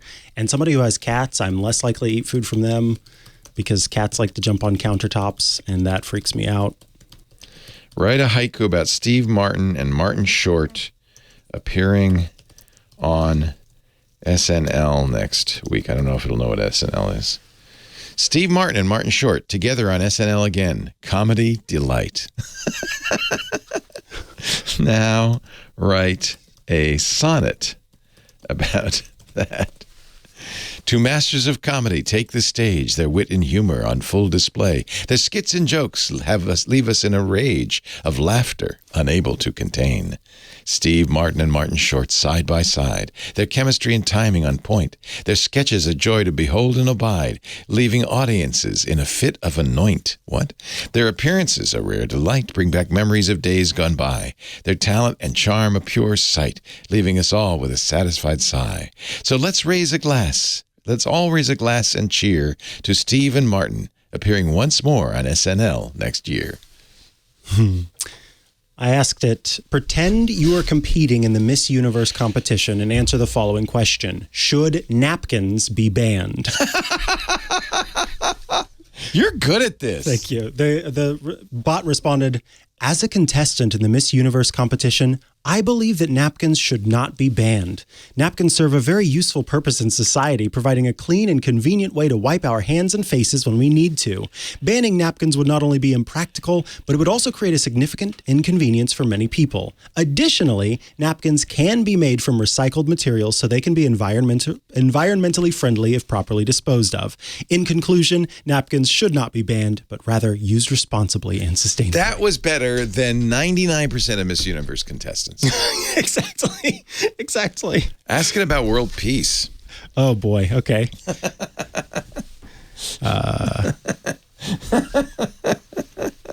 Should we end all wars?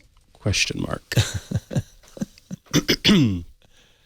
I believe that we should strive towards ending all wars. War brings untold suffering and destruction to individuals, families, and entire communities. It takes a devastating toll on our planet and its resources. It is up to each and every one of us to work towards peace and harmony and to prioritize dialogue and negotiation over violence. And this sounds like a politician. Yeah. Let us commit to building a better, more peaceful Let world us for future commit generations. To a better world.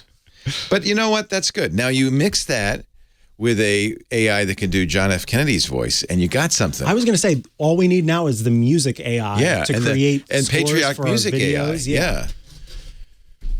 The music AIs are not good. At least they haven't been. But you know what? I'm kind of thinking that we've crossed a river, a Rubicon here at some point, because art used to be terrible and writing used to be terrible, and it's actually gotten decent.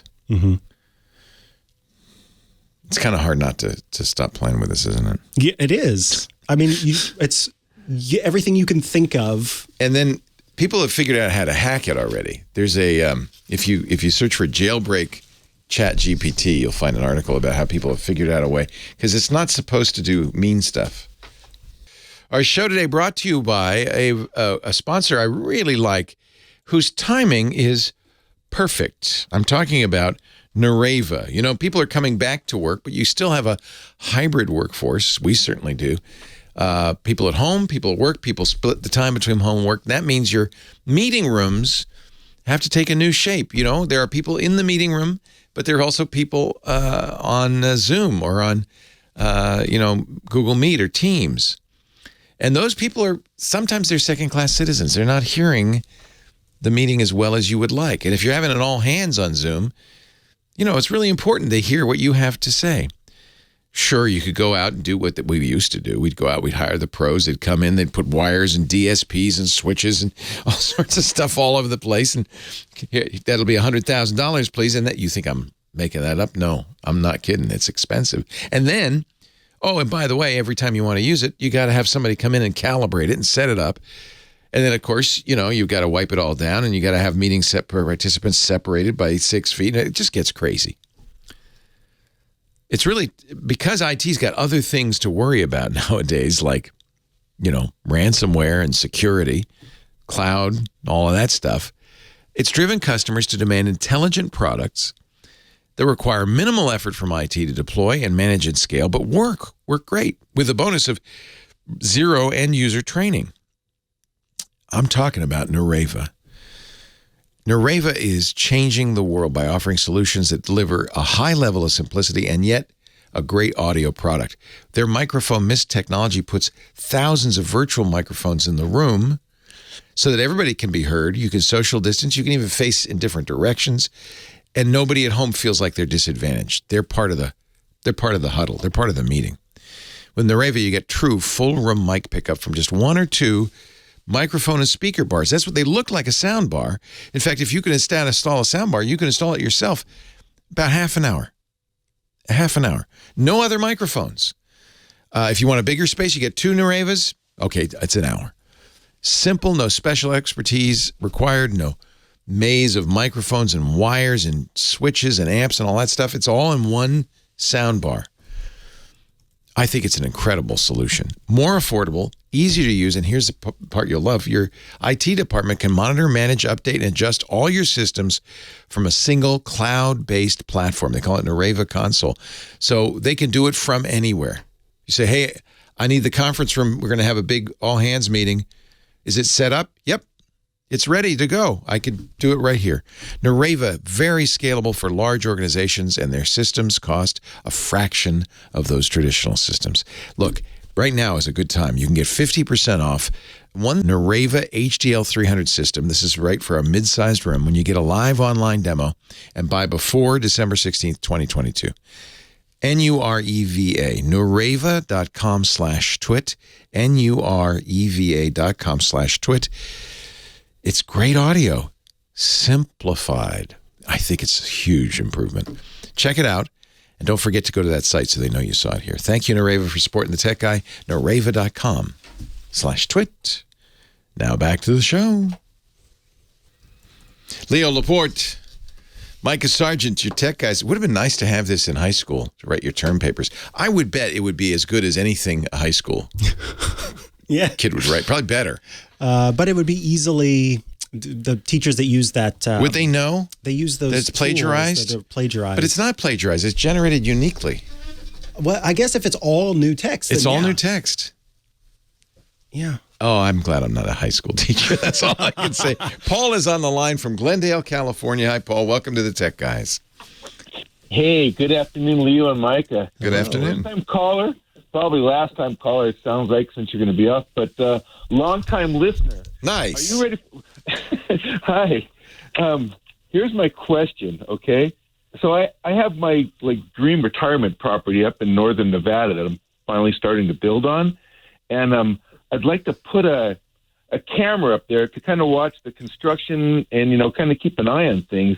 So I figured my two choices are Wi-Fi one, because I have a neighbor that's probably 200 to 250 yards away from me. He says, hey, I can hook into his system. Oh, that's nice of him. That's now you got a good neighbor up there. Yeah, that's a good neighbor. Oh, my God. Awesome people up there. Awesome people. But I'm thinking that might be pretty far away for... it's a little far. Yeah. Yeah. And then the other choice is cellular, where I could put a game camera up with a mobile chip from T-Mobile like I have. But my phone on the property doesn't quite get it. I either have to walk up the hill about 100 feet or else go a little closer to the 395, which is a half mile away, and then I get reception. So, I think Joe solved this for us last hour. So 250 yards is probably longer than most Wi-Fi will go. Although if it's completely open space, and you had maybe, I would, well, you can't get your neighbor to put in a special antenna just for you probably. But if he would, he could put in a directional antenna aimed at your property, and then it would almost certainly work. There are lots of, Wi-Fi, like any radio waves, can go a lot farther if you're aiming all the power in one direction. If you're omnidirectional, where it's going all the power, same amount of power is going out everywhere. Obviously, it's less strength in any one direction. So you might try it. It would be better and much more likely to work if your neighbor were willing. This is a lot to ask. But maybe if you bought it and you said, you can keep it and use it for your own purposes down the road. Do that. Yeah, RadioLabs is a great place to get long-distance Wi-Fi gear. In fact, they have a really nice site I always recommend because, RadioLab, I should say, because they have a lot of explanations and information. No, it's RadioLabs, I guess. Yeah. Of how this stuff works and kind of will walk you through it and blah, blah, blah. So radiolabs.com, they have your wireless and radio experts. They have point-to-point bridge kits, high-power Wi-Fi cards, and all of that stuff.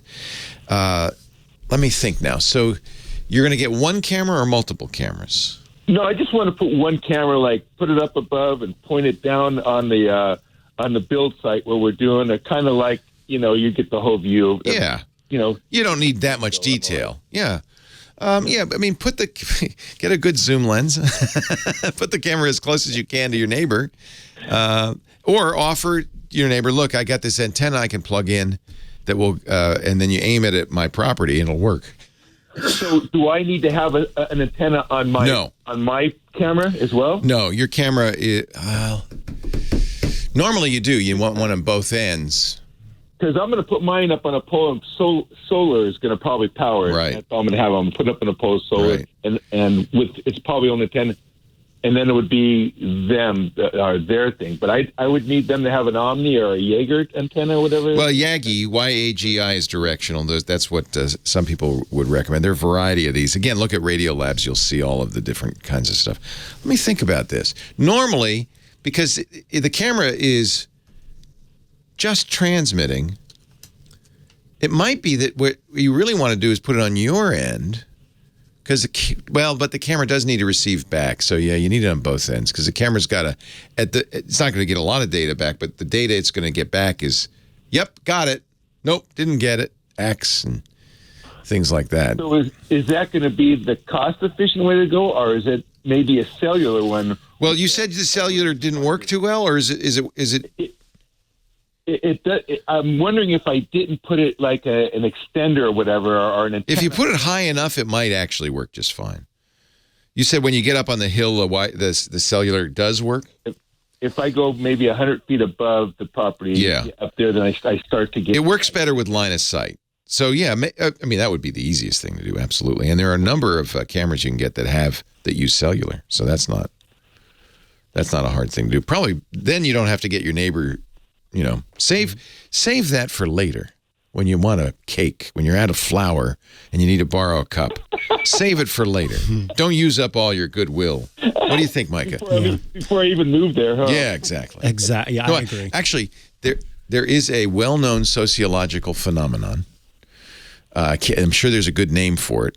Chris Matthews was the first to discover it in his books about politics called Hardball, that if you get someone to do you a favor, they like you more.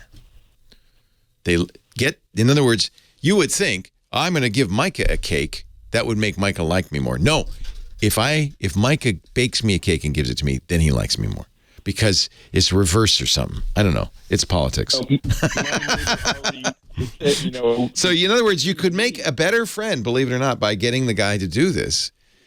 And, being nice about it, obviously. Yeah. I think, though, if you've got cellular, if you're high enough, you're going to put it on a pole anyway because you want to have that view. Right. I think that maybe the cellular is probably the way to go.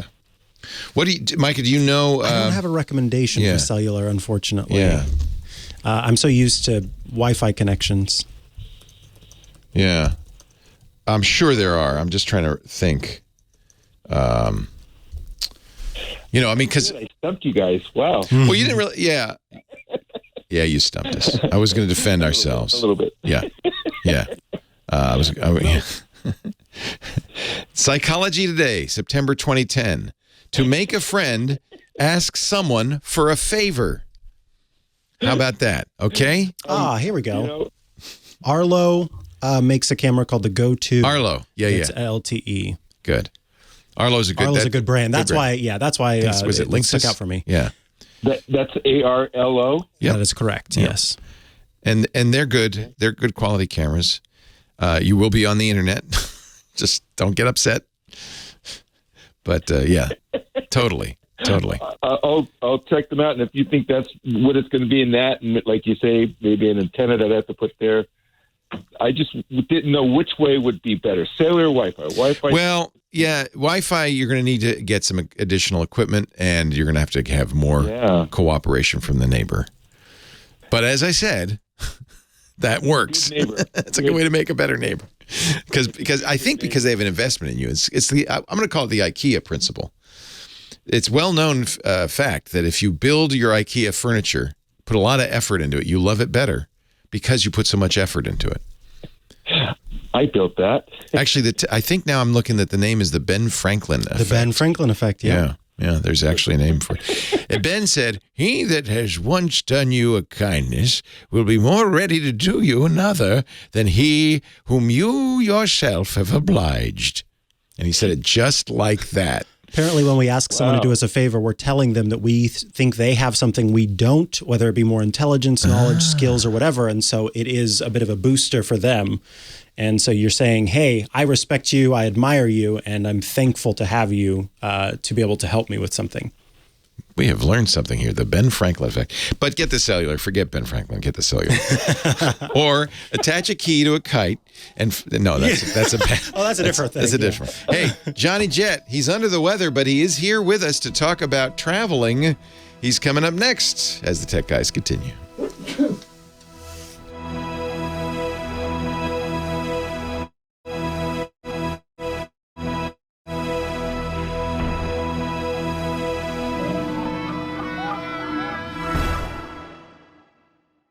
It's travel time. Johnny Jet, our travel guru, is here. JohnnyJet.com. He is sitting in front of the Christmas tree, wearing his Christmas jammies, ready for Santa Claus. What do you want Santa Claus to bring you, little Johnny? Oh man, that's a good question. I don't even know. I mean, I got everything. I really have everything with my kids and my wife. I don't need anything else. When you get to be a grown up and you have a family, I think that's what happens is you go, I'm going to give you all gifts. I don't want anything. Totally. Yeah. I got traffic now back to the site.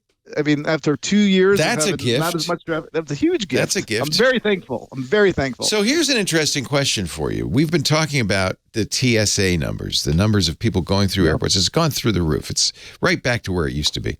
Almost. But I've heard you say business travel is dead. No, that's not dead, but it's not. It's nowhere near what it used to be. I have a friend who's taken a job as a travel consultant for a company, doing the guy who arranges all the travel. And I said, you're not going to be very busy. No, I think they will be. You think so? Honestly, it's coming back. I remember when the pandemic began in 2020, I had friends in the industry. One worked for a major hotel, and they said, you know what? We're not even trying to book conferences until 2022 or 2023. I was like, you're joking. They said it's going to last 3 weeks. Yeah. So, I mean, I don't know where they got this inside information, but anyway, I've been invited to a lot of conferences. I'm going to some. I'm going to one in New York City next month. I'm going to one in Miami in a couple months. No, the conferences are back. Good.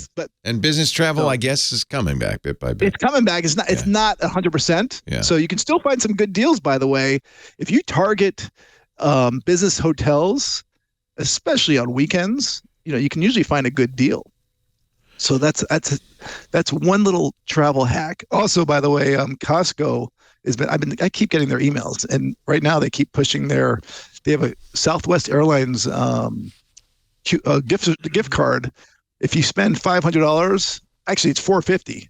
You spend $450, you get a $500 gift card, so you can save $50 on Southwest flights. That's an easy 10% if you buy a lot of Southwest. So, and you're allowed a limit of 5 of those. But that's a good little travel hack. Now you've got a story on the website JohnnyJet.com about American Airlines, and this is a very good link. This made me click. Made you click. American Airlines brings back its best online booking feature. Good. Made me click. Google picked that story. Google picked it up. So I got mad traffic from it. So what is it? What is it? So a few months ago, American said, you know what? They're going to take away their hold feature. So American was the only U.S. airline that I'm aware of that had a hold feature for free. So you could go in, book your flight, and put it on hold for 24 hours. You didn't need to put a credit card down. Every other airline, you need to put your credit card down, but you still have 24 hours to cancel, no penalty, as long as it was 7 days or more your flight. That's a DOT rule. But American allows you to do it without a credit card. And so they said they're going to get rid of it. They're testing it. Not everyone didn't have that option. I was one of them. They blocked me from having that option except for mileage tickets. But they just brought it back this week, which is great news because, if you're someone who's always looking for the right flight or the right seat, or you need to work out your arrangements with someone else, your loved one or a hotel, you go online and you can put it on hold. And what's also pretty cool is I have elite status on American Airlines, top tier because I've flown so much on them. I put a flight on hold the other day just when I was writing about this to test it out for 3 days from now to go to New York. And I just put it on hold. And all of a sudden, a few hours later, I got an email saying, you've been confirmed to business class, free upgrade. What? Oh, now you got to go to New York, buddy. No, I'm not going out. I have COVID. But, wait a minute, you're sick? Yes, I have COVID. Oh, I'm so sorry. My first time since the pandemic. People are still getting it. I thought it was over. No, are you kidding me? I know so many people who are getting it right now. Yeah, but the good news is you got the vaccine, so it's a relatively mild case. You also got the Paxlovid. You got the oral. Good. Okay. I did. I'm taking these nasty pills, but you know what? They keep me out of the hospital. I'm very thankful. I'm very thankful to be living in this time and to be living. I just call up a doctor and say, "Hey, can you diagnose me?" And he was like, "Hey, get on this right now." And anyway, but nice.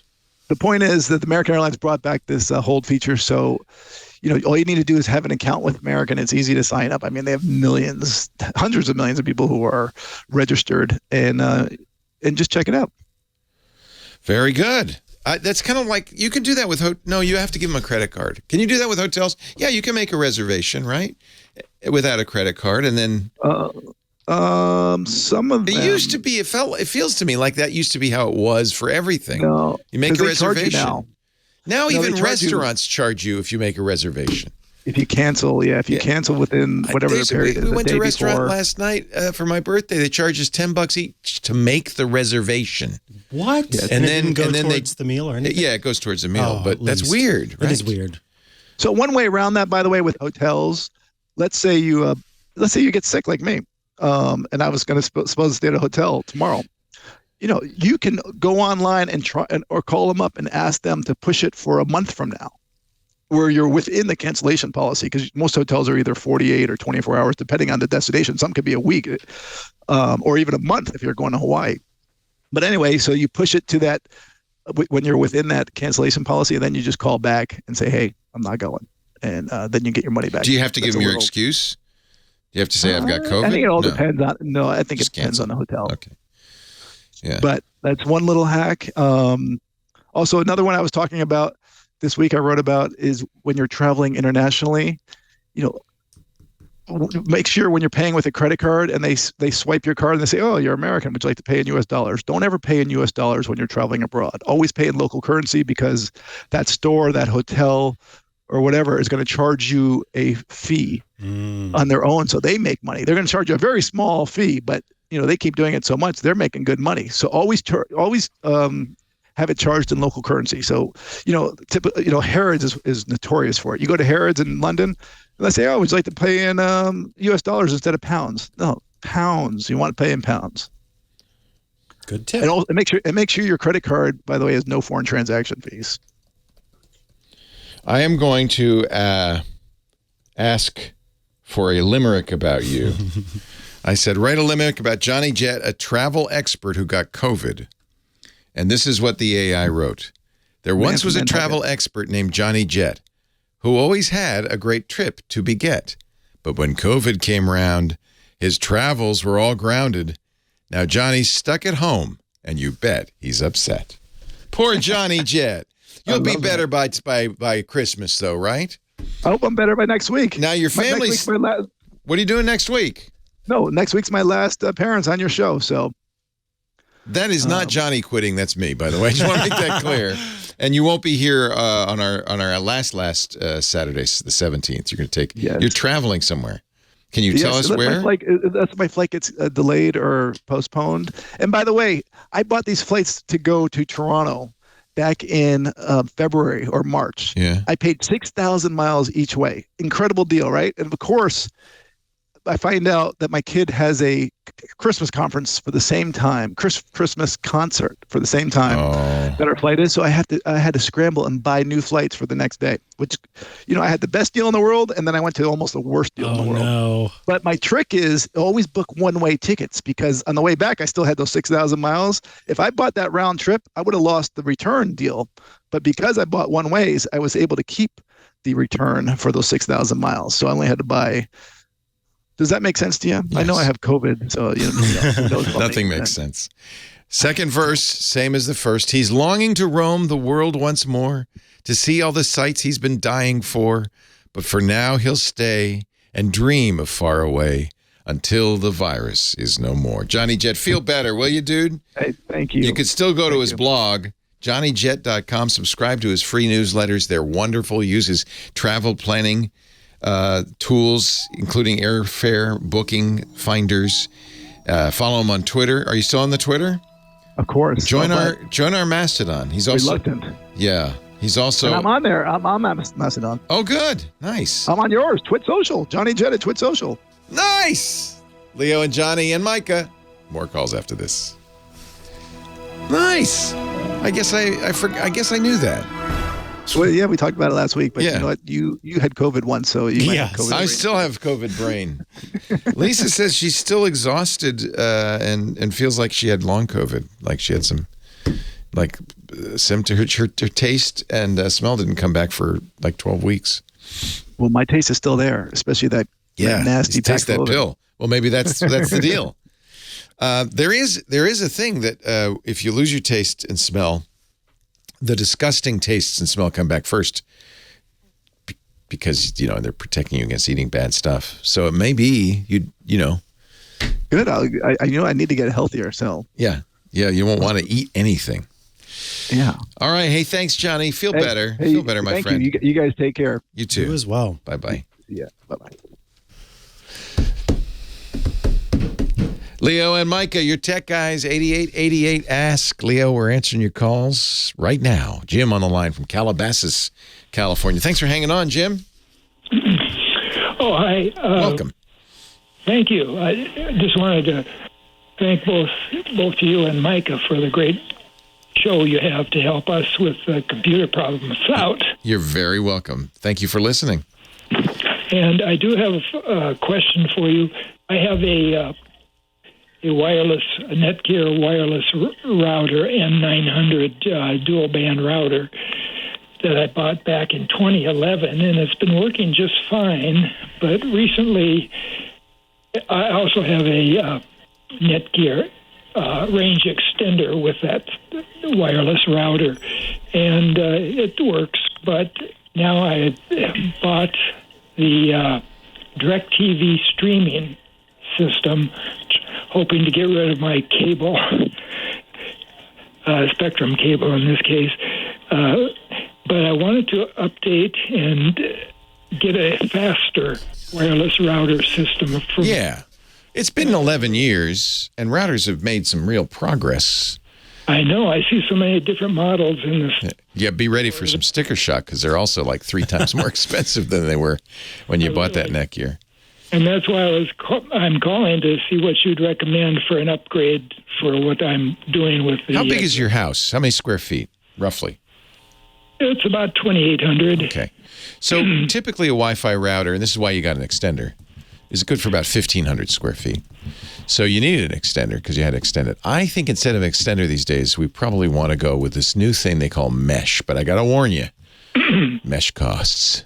Now, you don't use your N900 for your cable modem, or do you? Because there's an N900 that will be a cable modem as well. Are you using it for that? In other words, does it plug into your coaxial cable, or does it plug into a separate cable modem? Well, I've got a separate cable modem. Okay, good. So you're good on that regard. I have a Motorola DOCSIS 3.0. Oh, you're set, dude. Good. You got the latest.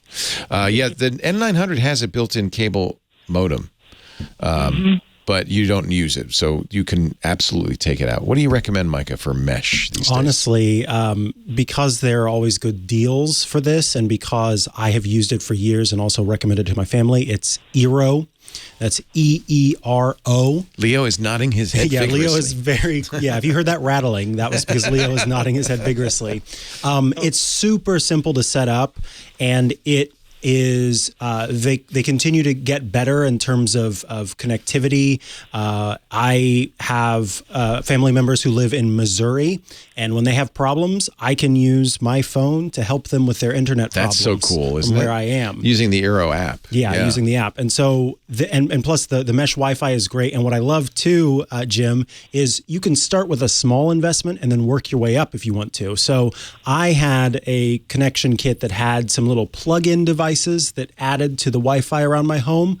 And then over time, I've gone and purchased more of the stronger, the better Wi-Fi connection, and Eero makes it very simple to bring those in and switch out the old stuff. So this is something that's going to last for you for a long time, where you can swap out stuff as you need to improve upon it. It works great. The base unit, which will take the place of the N900, is called the the base unit, and then you're going to replace the extender with a beacon.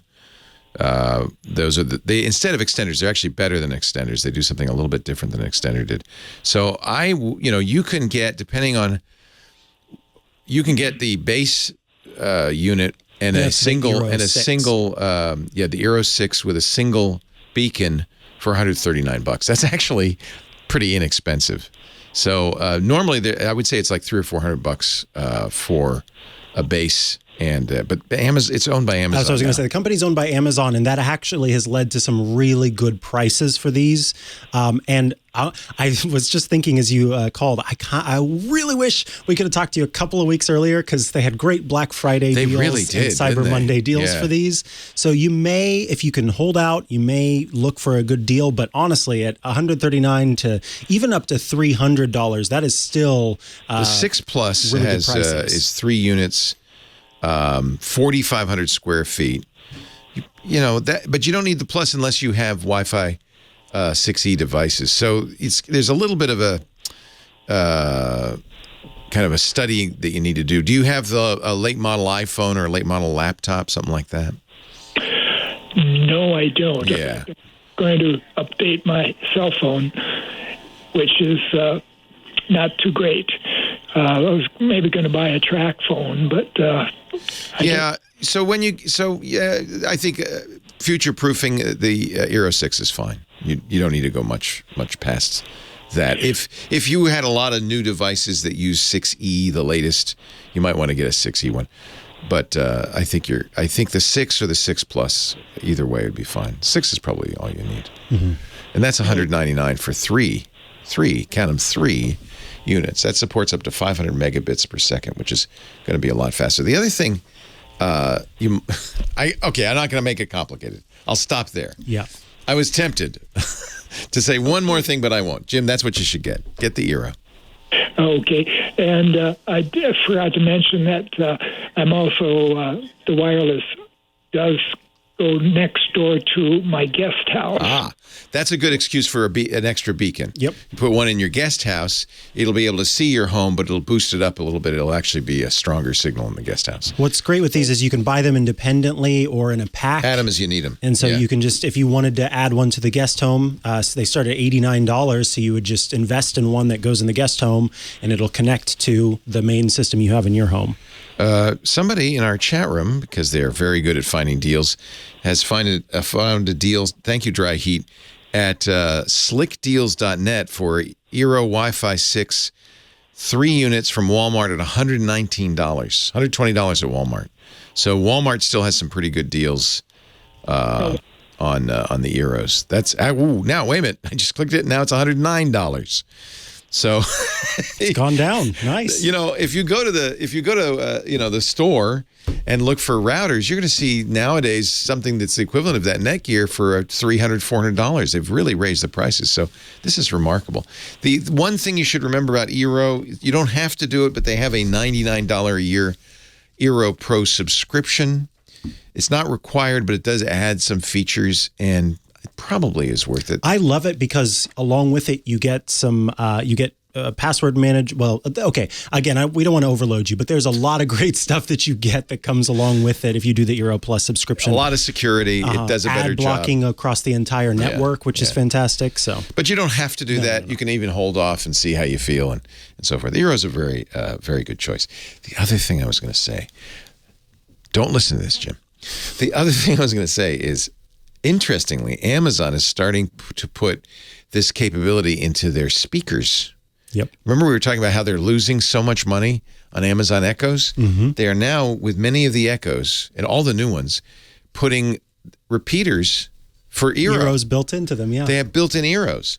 So maybe just get the base station, and then maybe you want an Echo speaker in another part of the house. That could be an additional beacon. Yeah. And what's cool about this, Leo, I've got 2 Echoes in my home that could be Eero beacons, but it actually scans the Wi-Fi and says, "Oh, the signal's already strong enough. If we add more, that's not going to do anything." Oh, so it's not just going to turn it on. That's what I love about it. It didn't just do it because it can. It said, "Well, you don't really need to turn this on. There's no reason to." Yeah. And in fact, too many, and you can start to make the signal. That's actually an interesting insight that you don't necessarily get better results with more. Exactly. More is not it's like noise cancellation stuff. If you send a field that's exactly the same back. The Walmart deal, thank you, Twisted Mister in our chat room, is a dual band, not tri-band. You probably want tri-band. So that's one of the older models, Yeah. 8888, Ask Leo. Micah Sargent, Leo Laporte, taking your calls.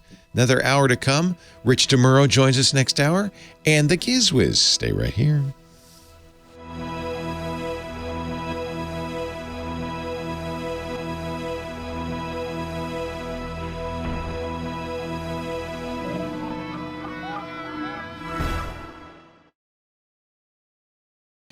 Hey, the Tech Guy Show brought to you this week and every week. In fact, for the last 15 years by Cashfly.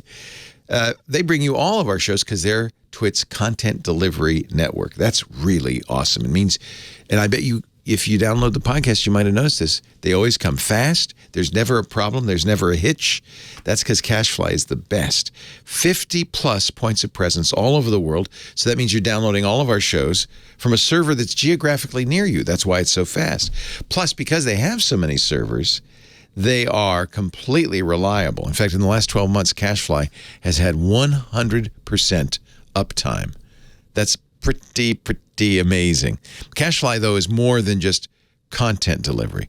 Cashfly is the leader in CDN technology. They've held the track record for high-performing, ultra-reliable content delivery for 20 years now, 2 decades. We started using them, I don't know, maybe 15 years ago when we first started Twit. Whole world's moving to digital, right? Traffic patterns are spiking all over the place. That means for a lot of users, slow and bad internet. Videos buffering. Shoppers abandoning carts on e-commerce sites because they don't like the things spinning and spinning and spinning. And then gamers leave bad reviews and they got high latency. That's why you want Cashfly. You don't get any of that with Cashfly. Cashfly gives you QoE, quality of experience for every one of your visitors.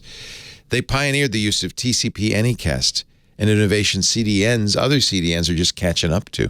Quality of experience is the single most critical metric when serving content simultaneously to a large and distributed audience on a global scale. Your delivery stack could be your secret weapon. Cashfly, we've talked before about their ultra-low latency video streaming that can deliver video to more than 1 million concurrent users with sub-1 second latency. You got a game? You need a content delivery network to give your gamers faster downloads, zero lag, glitches, outages, gone for good. And that makes gamers happy, right? Mobile content optimization for your site that offers automatic and simple image optimization. So your site loads faster on every device.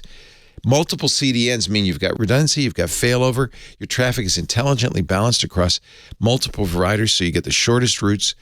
It mitigates against performance glitches. I can tell you as a Cashfly customer for more than a decade, it's absolutely true. Incredible results. We're so happy with Cashfly. And you'll never pay for a service overlap. Again, get flexible month-to-month billing for as long as you need it. Discounts for fixed terms once you're happy. Design your own contract when you switch to Cashfly. That's what we did. We've been using Cashfly since, I think, 2008, something like that. We wouldn't have it any other way. 3,500 clients, including many people in my business in over 80 countries. Organizations like us consistently choose Cashfly for scalability, reliability, unrivaled performance.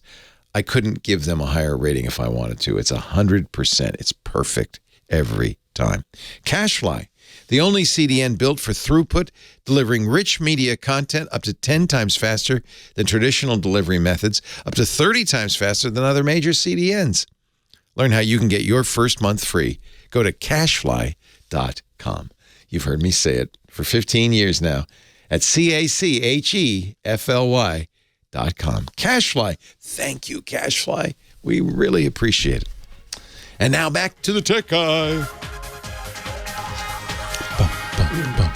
Well, hey, how are you today? Leo Laporte, Micah Sargent, your tech guys here. 8888 Ask Leo. That's the phone number, 888-827-5536. If you want to join the conversation, get on here. Rich DeMuro, the new tech guy, will be joining us soon. Rich on tech in just a few minutes. Dick Debartolo, the Gizwiz, coming up too. But first, it's time for... We need a song. Scam alert. Scam alert, scam alert. This is something that happened to you. For a scam alert. Yes. And you narrowly dodged. Yes, I did. We'll have to have ChatGPT create some lyrics for us. But so scam alert, I got a text message recently. And right now, it's the holidays. A lot of people are receiving packages at home or sending packages. I got a text message and it said, hey, your package, we're trying to make a delivery, but we need a little bit more information. Now, that happens normally. Yes. Right? Right, it does. Usually it's an email. I will admit it doesn't usually come in a text message, but I was on guard because I had a package coming from overseas through the Royal Mail.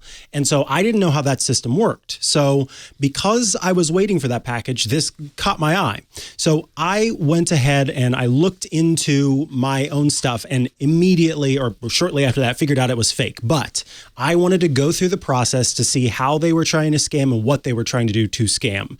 So there was a little link in the text message, and it was this, site that wasn't familiar, but was something to do with like shipping. So I, on my phone, where I've got lots of protections in place, tapped on that link, opened it up in Safari, and it asked me for my name, my address, as if it was going to plug all that information. It even looked like the U.S. Postal Service. And here's the thing. The website looked exactly like the U.S. Postal Service website. The only difference between the two, because I wanted to see if someone were to go to this, how would they be able to tell? Looking at the URL would show you the difference, but think about, you all who are listening to the show, or many of you who are listening to the show would think to do that, but not everybody's going to think about that. The only difference on the page was that the copyright date in very tiny text at the bottom was for 2020 instead of 2022. Oh, you know what that means? They copied the U.S. Postal Service website back in 2020. Probably did an export of it. They just, because this is easy to do. Yeah. That's how you make it look like the real thing. Absolutely. So I typed in fake name. I think my name was like Todd Not Gonna Happen was my last name. Of the Not Gonna Happens of Petaluma, of the course. very famous Not Gonna Happens. Yeah. Mm-hmm. And I clicked next. And what happened on the next page? It said, we can make your redelivery. All we need is $6, which is the redelivery fee. Well, that's not bad. So you go, $6, not that bad. But what's it asking for on that page? It's asking for your credit card information so it can make that charge.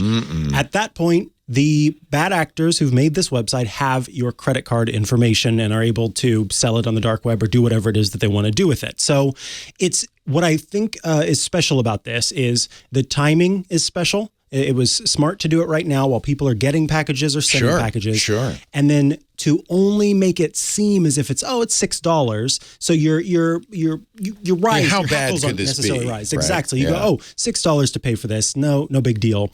And so I think if you think if it had been $2, you would have fallen for it? No, because luckily, Todd, not going to happen. Before I had ever gone to the URL, I knew. But I just think about people who don't have those same thoughts that we have in place. Those of us listening to the show, those of us who are hosting the show, who may get duped by something like that. And so I immediately took some screenshots, sent it out to my family members in the group chat. Yeah. I posted it on Facebook, which I very rarely use Facebook, but I did for this. And I had former teachers of mine commenting on it to say, oh my goodness, I got something like this. Thank you for letting me know. They were sharing it with their family. And so that's what I want this to be, is you all, I'm sure, have family members. Just let them know, hey, if you get a weird text message, run it by me or something like that, so that your family doesn't end up getting duped by this, because it was just clever enough to kind of skate past some people's filters. And I just want people to be aware. And it is the most scammerful time of the year. This is when they are out in force. Absolutely. And boy, nothing worse. Nothing will ruin your holidays more than getting scammed and getting a big credit card bill for something you didn't buy. Thank you. We should do that more. I think that's important. There are a lot of them out there. Eric on the line from Vista, California, our next caller. Hi, Eric, Leo, and Micah. Hi, Leo. How are you doing? Hi, Micah. Hello. Welcome. What's up?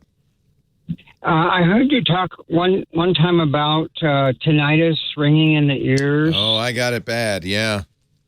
And is there like a feedback device or? I'm glad you asked. There's a very deep feedback going on right now, but that's not. Yeah. So tinnitus, which is a ringing in the ears, is actually really common. A significant percentage of Americans have it. I think it's 1 in 5, but I can't remember. And it can happen for a variety of reasons, but it is, as I understand it, and I have investigated a little bit because I've had it for a long time now, nerve damage. So I think I probably did it as a kid. I sat close to big speakers during concerts. I loved loud noise. And, of course, as an occupational hazard, wearing headphones. In fact, anybody who wears headphones professionally is going to be prone to this, because what happens with the headphones is it's a vicious cycle. You turn it up a little bit, you deafen yourself slightly, so you turn it up a little bit more. And over the years, you end up listening quite loud, and you've damaged your hearing. There is no cure for tinnitus. I see this all the time. The last one recently I saw is not approved by the FDA in the U.S. It's a German company. They put electrodes on your tongue and electrodes on your temples. They somehow stimulate the vagus nerve, play weird sounds through your ears. There's lots of people who claim there are fixes for this. And as best I can tell, there isn't. I mean, it's not approved by the FDA. Kind of gives you a hint that, because I'll tell you what, if there was, it would be a great market. There are a lot of people.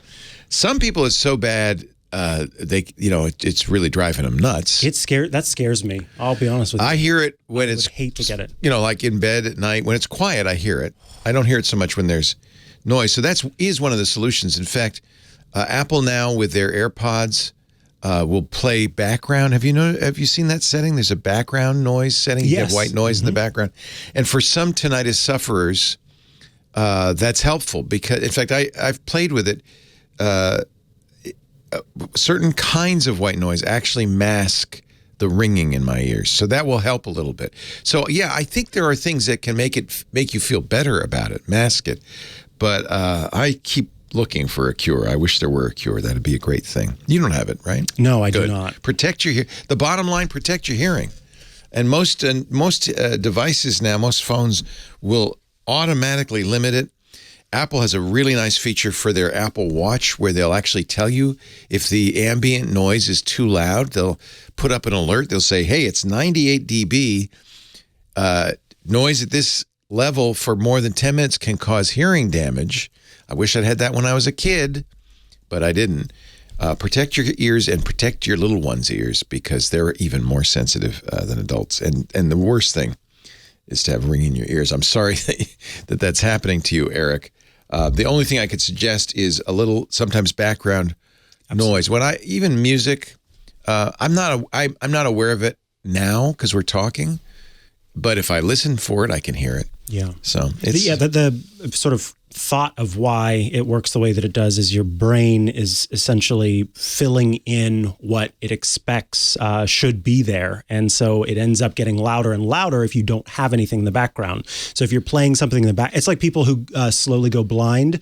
Their brain starts to invent things that are in front of their vision. Is that what's going on in my brain? It's like a phantom limb. Exactly. Only it's phantom sound. That's a really great way to put it. Yeah. Interesting. It's like phantom limb, but for hearing. I think someday maybe there will be a biofeedback system or something. I'm sure. I keep looking.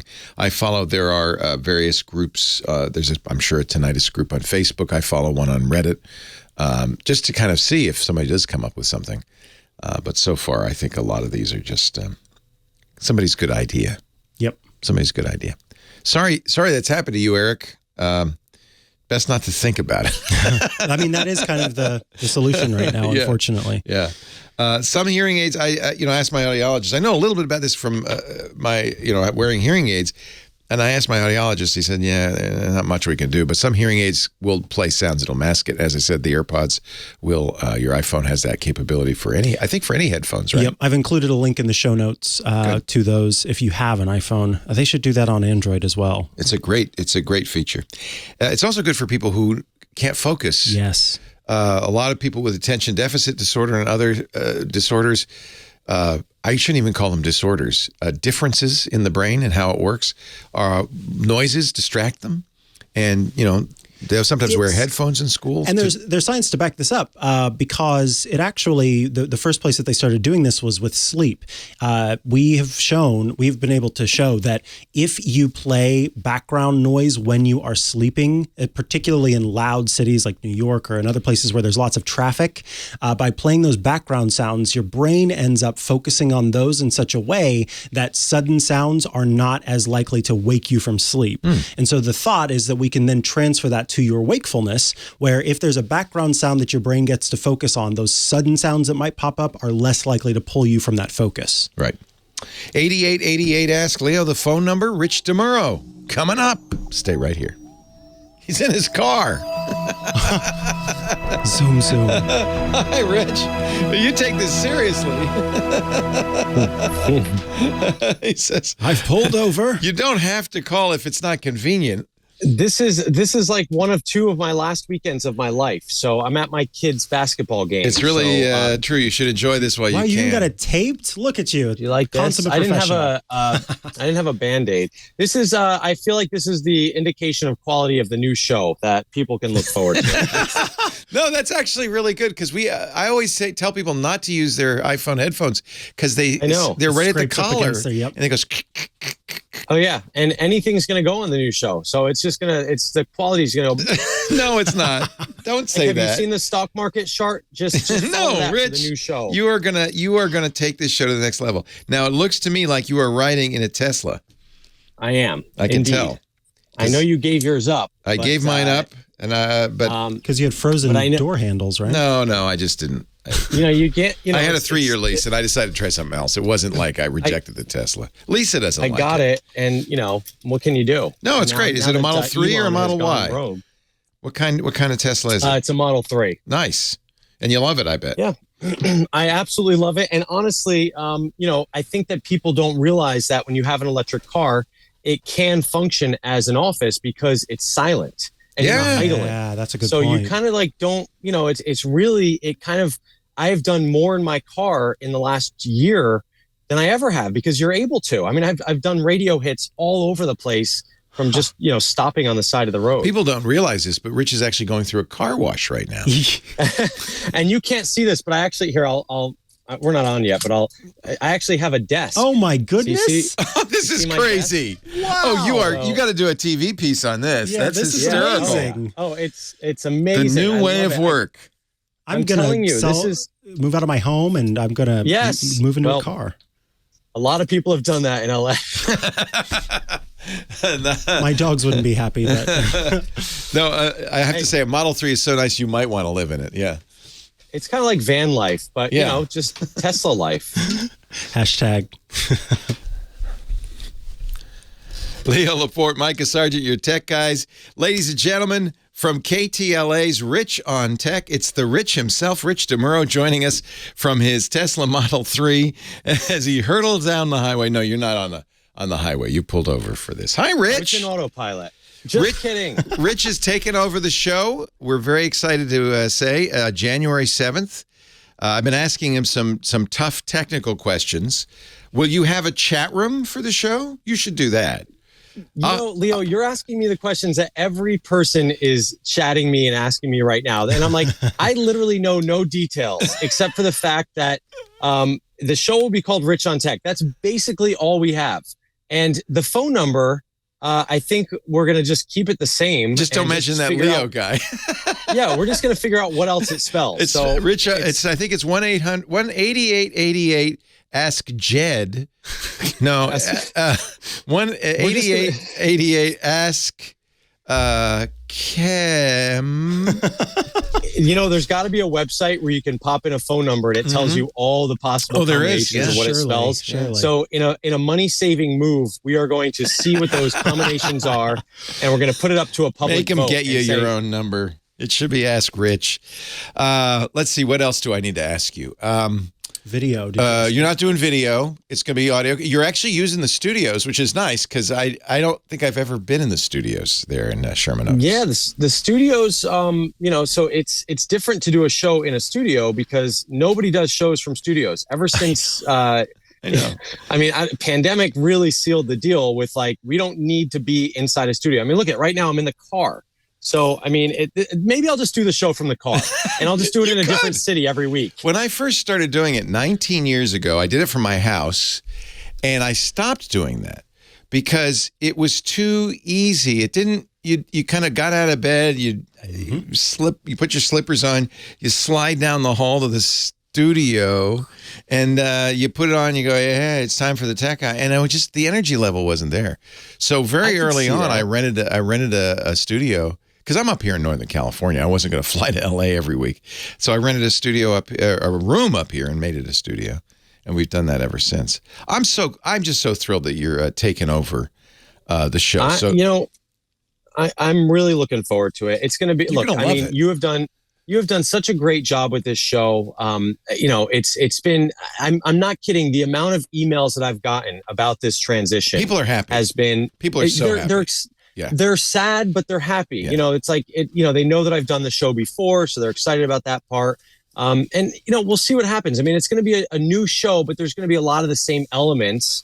It's just going to be a little bit different. It's after 19 years, it's like a fresh coat of paint. You know what I mean? We'll see what happens. We don't know. There's a few people I want to warn you about. There's Chris from Miami, Micah from Maine. No, I'm just kidding. Actually, the regulars are part of what makes the show fun. We do limit it because otherwise people feel like, well, I guess I can't get in. It's the same guys over and over. But the regulars, you're going to get to know them. They're going to love you. And of course, I would not have considered this if Rich hadn't been able to take this over because he is an expert. And so you're in good hands. He will be able to help you. In fact, one of the things we wanted to do, we're going to get you a couple more times on the show before I take off, is start talking about some holiday gifts. You've got little kids, right? How old are your kids? My kids are 8 and 11. In fact, I'm on the road now because my kid has a basketball game. So this is one of the last Saturdays of there's going to be a before Saturday taken up and an after Saturday. After, when the show starts. All right, you get off at 2. It's cool, man. You got the afternoon free. Oh yeah, no, I'm not complaining. It's going to be, it's a change of pace. It's a little bit different. I've enjoyed my weekends for very long. And now it's time to give back. Yes, and, honestly, give me a weekend. Thank you very much. You get the weekends. Although I know you're still going to do some stuff on Sunday. Yeah, so, Mike and I are going to do something similar but different on the internet on Sunday. You're going to get the powerhouse. You're going to get the 50,000 watt blowtorch of Southern California. You're going to get. I'm handing over to you the keys to 500 radio stations coast to coast. So you're going to be, and maybe Apple will let you into their events. They never did for me. No, you do go to the Apple events, don't you? I do go to. Maybe they'll stop letting me into the events. Maybe they'll say, "Oh, you've got Leo's show. That's it. You're never coming. You're never coming in again." No. It's funny though because a lot of people have come out of the woodwork, because they see it as an opportunity to get more, publicity and things like this. So there's a lot of well-wishers, people you haven't heard from in a while. Rich, this is your cousin Joe. Remember way back when I lent you $5? Yeah. Yeah. No, it's like, the KTLA thing, so I'm on KTLA in Southern California. Yeah, I would think that's a pretty big deal that you get all the press releases and all that stuff. I do get a lot of stuff. Yeah. But the way I see this show is you see me on TV, you have a question. I get a lot of emails from people that I'm sitting there on the weekends answering. Now you can actually call him. Exactly. So now I'm putting my vacation responder on, Leo, and it's going to say, thank you for reaching Rich on Tech. Please call between the hours of 11 and 2 on Saturday. Nice. And here's the phone number, 8888 Ask Leo. Scratched out, Ask Rich. 8888 Ask Ken. And we'll figure out the rest after that. Hey, I have a bunch of emails I've been saving, press releases, people from China who want you to try their new mattress lifter.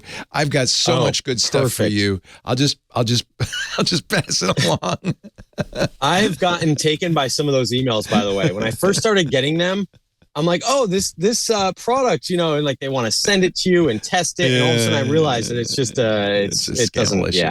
Also the Kickstarters, I've been taken by a couple of those. Oh yeah. Where when I first started at KTLA, you see this product that's amazing. Oh my gosh, this solves every problem I've ever had, and it's a Kickstarter.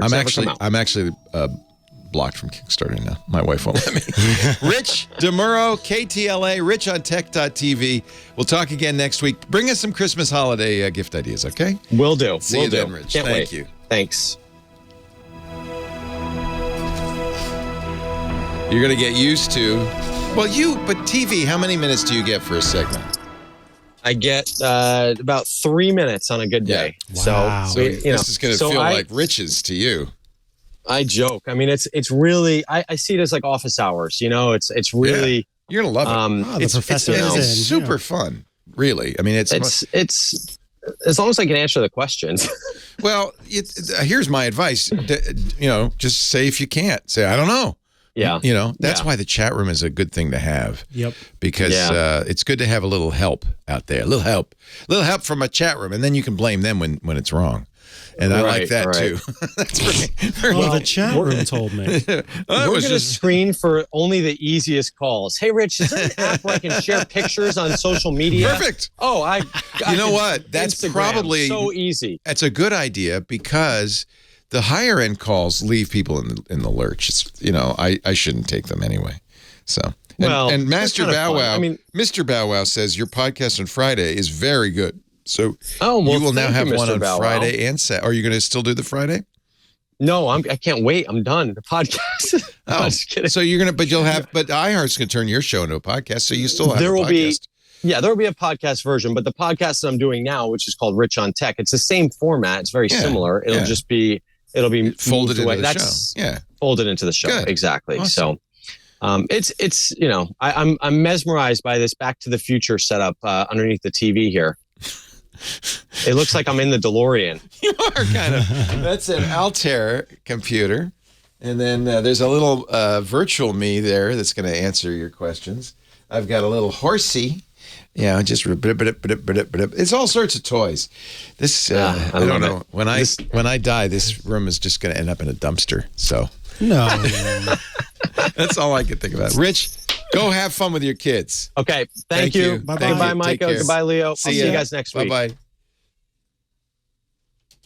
Leo and Micah, you're tech guys. We're every woman. No. 8888 Ask Leo. 888-827-5536. Toll free from anywhere in the U.S. or Canada. Dan is on the line from New Jersey. Hi, Dan. Hello, Leo. Welcome. Thanks for taking my call. My pleasure. And I have a question. First of all, though, a comment. You were speaking about, hearing issues. Yeah. I just went to an IMAX theater to see the Wakanda movie. Were they really loud? I had to leave. Oh no! Yeah. During the credits. During the coming attractions. It's too loud. Nowadays they turn up theaters way too loud. My ears were hurting. Yeah. I mean, they were literally, pain was in my ears. That's awful. I wear earplugs whenever I go to a concert, but boy, you shouldn't have to wear them at a movie. Except now you do. Now you do. And they gave me the refund, and the manager said, "I know, it bothers me too." But I mean, it was really painful. I mean, I forgot to wear my Apple Watch, but I had a feeling it would have set it off. 100 dB. So their movie theaters have instructions to the levels of which they're supposed to turn them up. And IMAX especially, that's part of the settings. It'd be my guess that theater has it turned up too loud because it should not be painfully loud. It should be loud.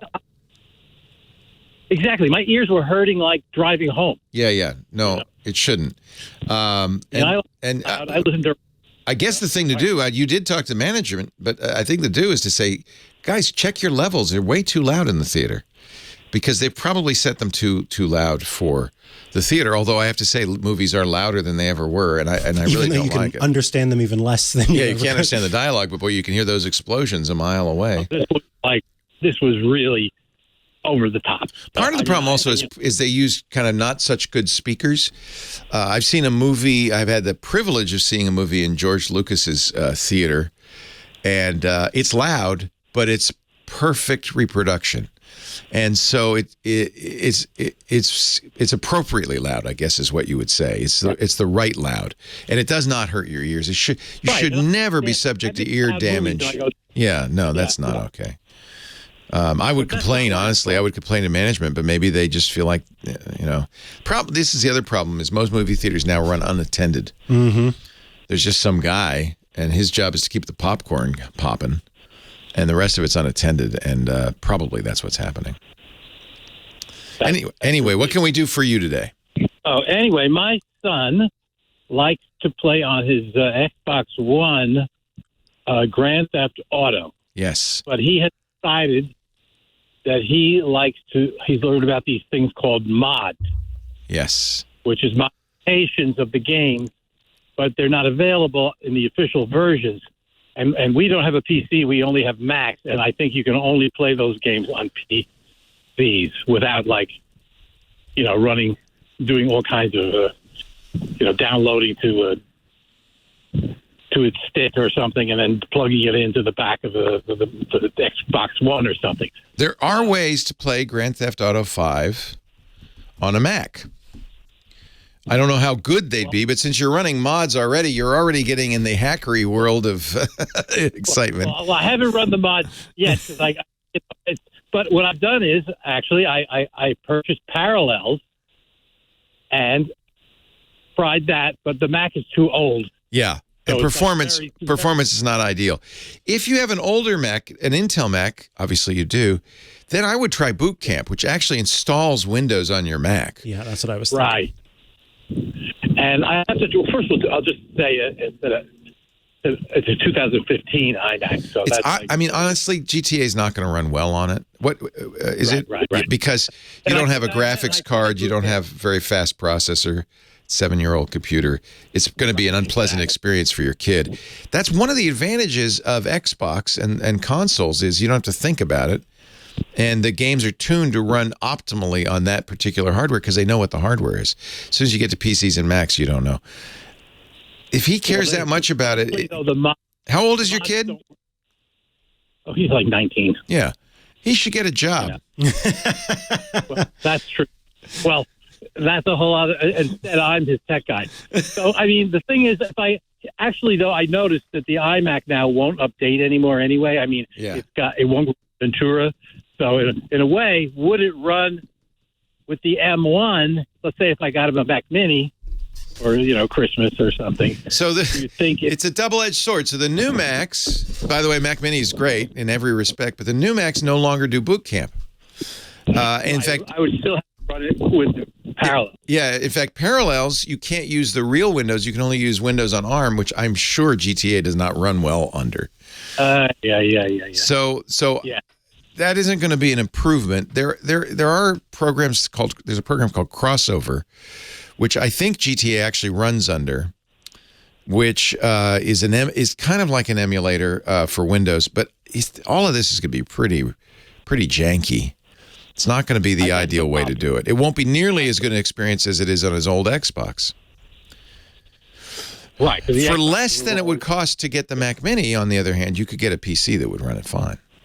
Right, exactly. Then I'm going what am I doing buying him a PC? But I don't know anything about PCs unless there's the bottom of the... He could learn this. He could learn it. He's a smart kid, right? Yeah, you say, hey, here's the PC. Now the rest is up to you. You're a nice dad. You're a nice dad, Dan. I think there's really, for this kind of thing, you really need a PC. Yeah, that's what it boils down to, unfortunately. Right. Okay. Well, that's good because that'll stop me from banging my head against the wall trying to figure out. Now, the good news is M1 Macs do run many great games and more all the time. And if you can run Steam on an M1 and you can see all the Mac games that are available. They're not Grand Theft Auto, but other games are available. So, it depends on how tied he is to Grand Theft Auto. Grand Theft Auto is for a PC, really, especially if you want to run mods. Right. Okay, but that's realistic. Yeah. And then, I have to say the gaming scene, which was for a long time terrible on Mac, is improving a lot. Mm-hmm. And I'm starting to see, it's interesting. Apple, we were talking earlier about these AI painting programs like Stable Diffusion. You can run Stable Diffusion on a Mac, but it's kind of janky. Apple of all people, have just written drivers, modifications for Stable AI, so it runs as well on an M1 Ultra as it does on an NVIDIA card on a PC. I didn't know this. Why is Apple doing this? I don't know. But, because before there's a special program, there's a modification, and it didn't run very well. It would take minutes to draw one picture. Now it's back down to 10 seconds with these mods from Apple. Wow.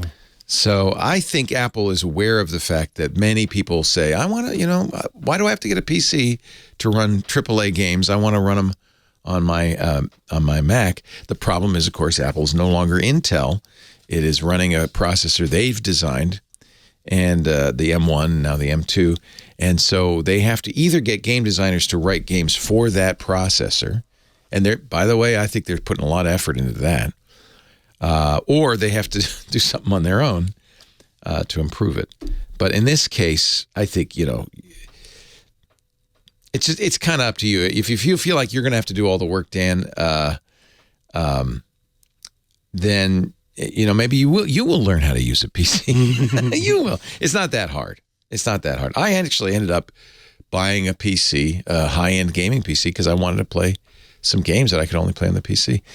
So it depends how committed you are to La Vida Grand Theft Auto. 8888 Ask Leo. No, don't call that number because we are done. I can't believe it. We've got one more segment, and you know who's going to be here to do that for us?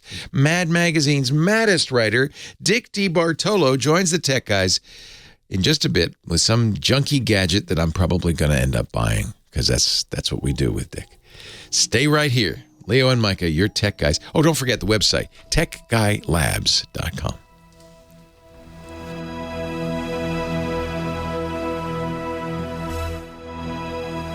Dickie D. Hey, Leo, how you doing? I see you in your lumberjack shirt. He's a lumberjack and he's okay. He works all night and he sleeps all day. He puts on women's clothing. And did you see my special award in honor of Leo Laporte, who had a verified Twitter account before they were available for purchase? Wow. Hanging that on the wall. That's my Gizwiz budget, though. Shot. Ladies and gentlemen, discoing across our dance floor, Mr. Dick Debartolo, Mad's maddest writer, and our gizmo wizard. We call him the Gizwiz. Hey, Gizwiz. How are you? You still talking to me, even though you have that certificate that says you? So fancy. I have a plaque, a major award that says, in honor of @Leo Laporte, who had a verified Twitter account before they were available for purchase. Wow. I'm going to put that on the wall right next to my fake Emmy.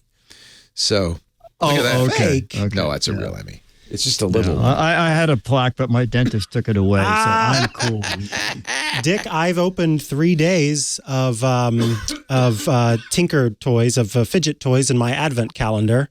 You got a fidget advent calendar? That was Dickie D's suggestion last week. So the first thing it came with were some clothespins. And these are actually, at first I saw these little mini clothespins and I thought, why would you fidget with those? But it actually is quite fun to just fidget with a little clothespin. These are kind of holiday themed. Also, you could hang your Christmas stocking up with it. Yes. Oh, I think that's the idea, right? But it's fun to fidget with. Or if you catch an elf, you could just hang them by their ears. Yeah, right there on the side there, here. Right over the fireplace. Wow. And then, I got a little popper bracelet. So this has great. Yes. And it folds up into a little bracelet. You can wear it around. And then this morning, I opened up December. It's December 3rd. What did you get? Those are great. Yeah. Those are great. So I've been having a lot of fun with my advent calendar. Good pick. Well, I think you'll buy today's gadget. Leo, I'm not so sure. Oh, yeah, Mike apparently is a sucker. When I saw this on Amazon, I thought, how does fire and water work together? So they are the flame humidifiers. Excuse me? And yeah, it's a great idea, and it works. Take a humidifier, light it from the bottom with LEDs. And the mist coming out looks like fire. Looks like it's a mini fire. They work cool and moist. No, it's very funny. This is what the manufacturer said. The soft, warm light of the flame air diffuser makes it look like a fireplace, but then the cold mist makes you feel cool. It's a visual and sensory novel. You've got feeling. two behind you. Well, I bought Those one. look so cool. They look really cool. They looks like a fire. I want it. And they are dirt cheap. Okay, the big one has a clock in it and a very high capacity. You cannot shut the clock off, but you can just face the clock toward the wall. That was $29, $29.99. And then it has remote control, which is a little wonky. You have to be close by for the remote control to work. And then I said, you know what? I'm going to get the little guy because that's only $23. I bought that, and I like that too. I'm ordering it right now for our studio, really cool. For our new studio. Which one are you getting? I thought I'd get the one with the clock because people like to know what time it is. They do. Okay, there you go. When they watch the show. There you go. That could be our new clock. Oh, that's fun. Yeah. It's really neat looking. Now, is it only red fire? Can you change the color of the LED? No. The big one, you can adjust the color of not the color, but the brightness of the flame. Got it. The little one you can't. They both have. You can pick out an hour, like let it run for 2 hours or 4 hours. They both will shut off automatically when they run out of water. But the effect is way better than I thought it would be. That's really neat. Yeah. So there's the fidget toy that you just got, Micah. Yeah, that's last the whole week's. calendar. And here's the fire and water. And if you want to I put a little video up there of like you can see what it's like because Dick is the next gone the extra next mile. to each other, That so really you looks can. cool. It's so cool looking. Don't they look great? Looks like an inferno. And now I've got a gift idea for a family member. Thank you. Oh, no problem. No, I was my list. Very impressed. The big guy, every once in a while, that you don't see too much flame on the left, but the flames on the big one are very robust. It does look like you could do. I could roast a marshmallow. Yeah. I said, Dennis, take that Frankfurter down. That is just it's just chilling it. It's just chilling it. Yeah, yeah. And they can use essential oils. Some Loquacious is telling us in the chat room. Yes, exactly. Also so you can choose a nice bergamot. I've got perfect for winter. I have a cedar, spruce, and juniper. It'll make the house smell like great. Christmas. That's wonderful. And like a fire. And I'll roast some chestnuts on it. Yeah. Chestnuts roasting Mist on some the cold mist flame. Dick Debartolo, you see now why we call him our Gizmo Wizard? He comes up with the weirdest stuff. I don't know where he finds it. Gizwiz.biz is the website, GIZWIZ.biz. If you go there, here's my recommendation. You're gonna check the button that says the Gizwiz is the tech guy because that's where you'll find this stuff. But don't stop there. There's gadgets. Dick has shows every month on World News Now on ABC. You do that in the middle of the night? Well, I tape them at 11:30 at night, and then they run them during the night. Okay, that's the ABC overnight news. This Sunday I'm going to do 2 in a row, so I don't have to go back.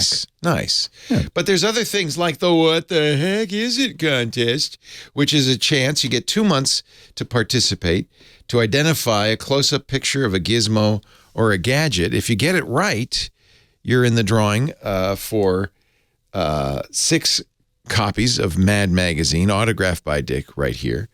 If you get it wrong, but you're clever, you're actually in the drawing for even more, 12 autographed Mad Magazines. What is that? I don't know. I'm looking at it. I can't tell. And this one goes through the end of the year. So you've got the end of this year. 3 Yes, more exactly. weeks, I guess, 3 or 4 more Exactly. weeks to do this. Very exciting. Very exciting, Dick. I'm glad. Gizwiz. That's an indoor rain gauge. Oh, it is. So you know how much it's rained inside. Exactly. When if you have this mister, you might actually have some precipitation. You might actually know. And don't forget the weekly Gizwiz show with OMG Chad at gizwiz.tv. And you're going to do a preview of those gadgets you're going to show on World News Now, I think. So that's exciting. Perfect. All right, Dick, what are your plans for the holiday? You doing anything special? This is it. I'm going to sit here on every Saturday until I stand and said, "Oh, wait a minute. No, Dick, come out of there." It's over. It's over. It's over. Go home. You can't go home, but you can't stay here. Yeah. Okay. I have no big plans. At some point, we go down and we see the tree and go to a bar. Oh, next week I have my fiber optic tree from the movies. Do you store that at the Gadget Warehouse?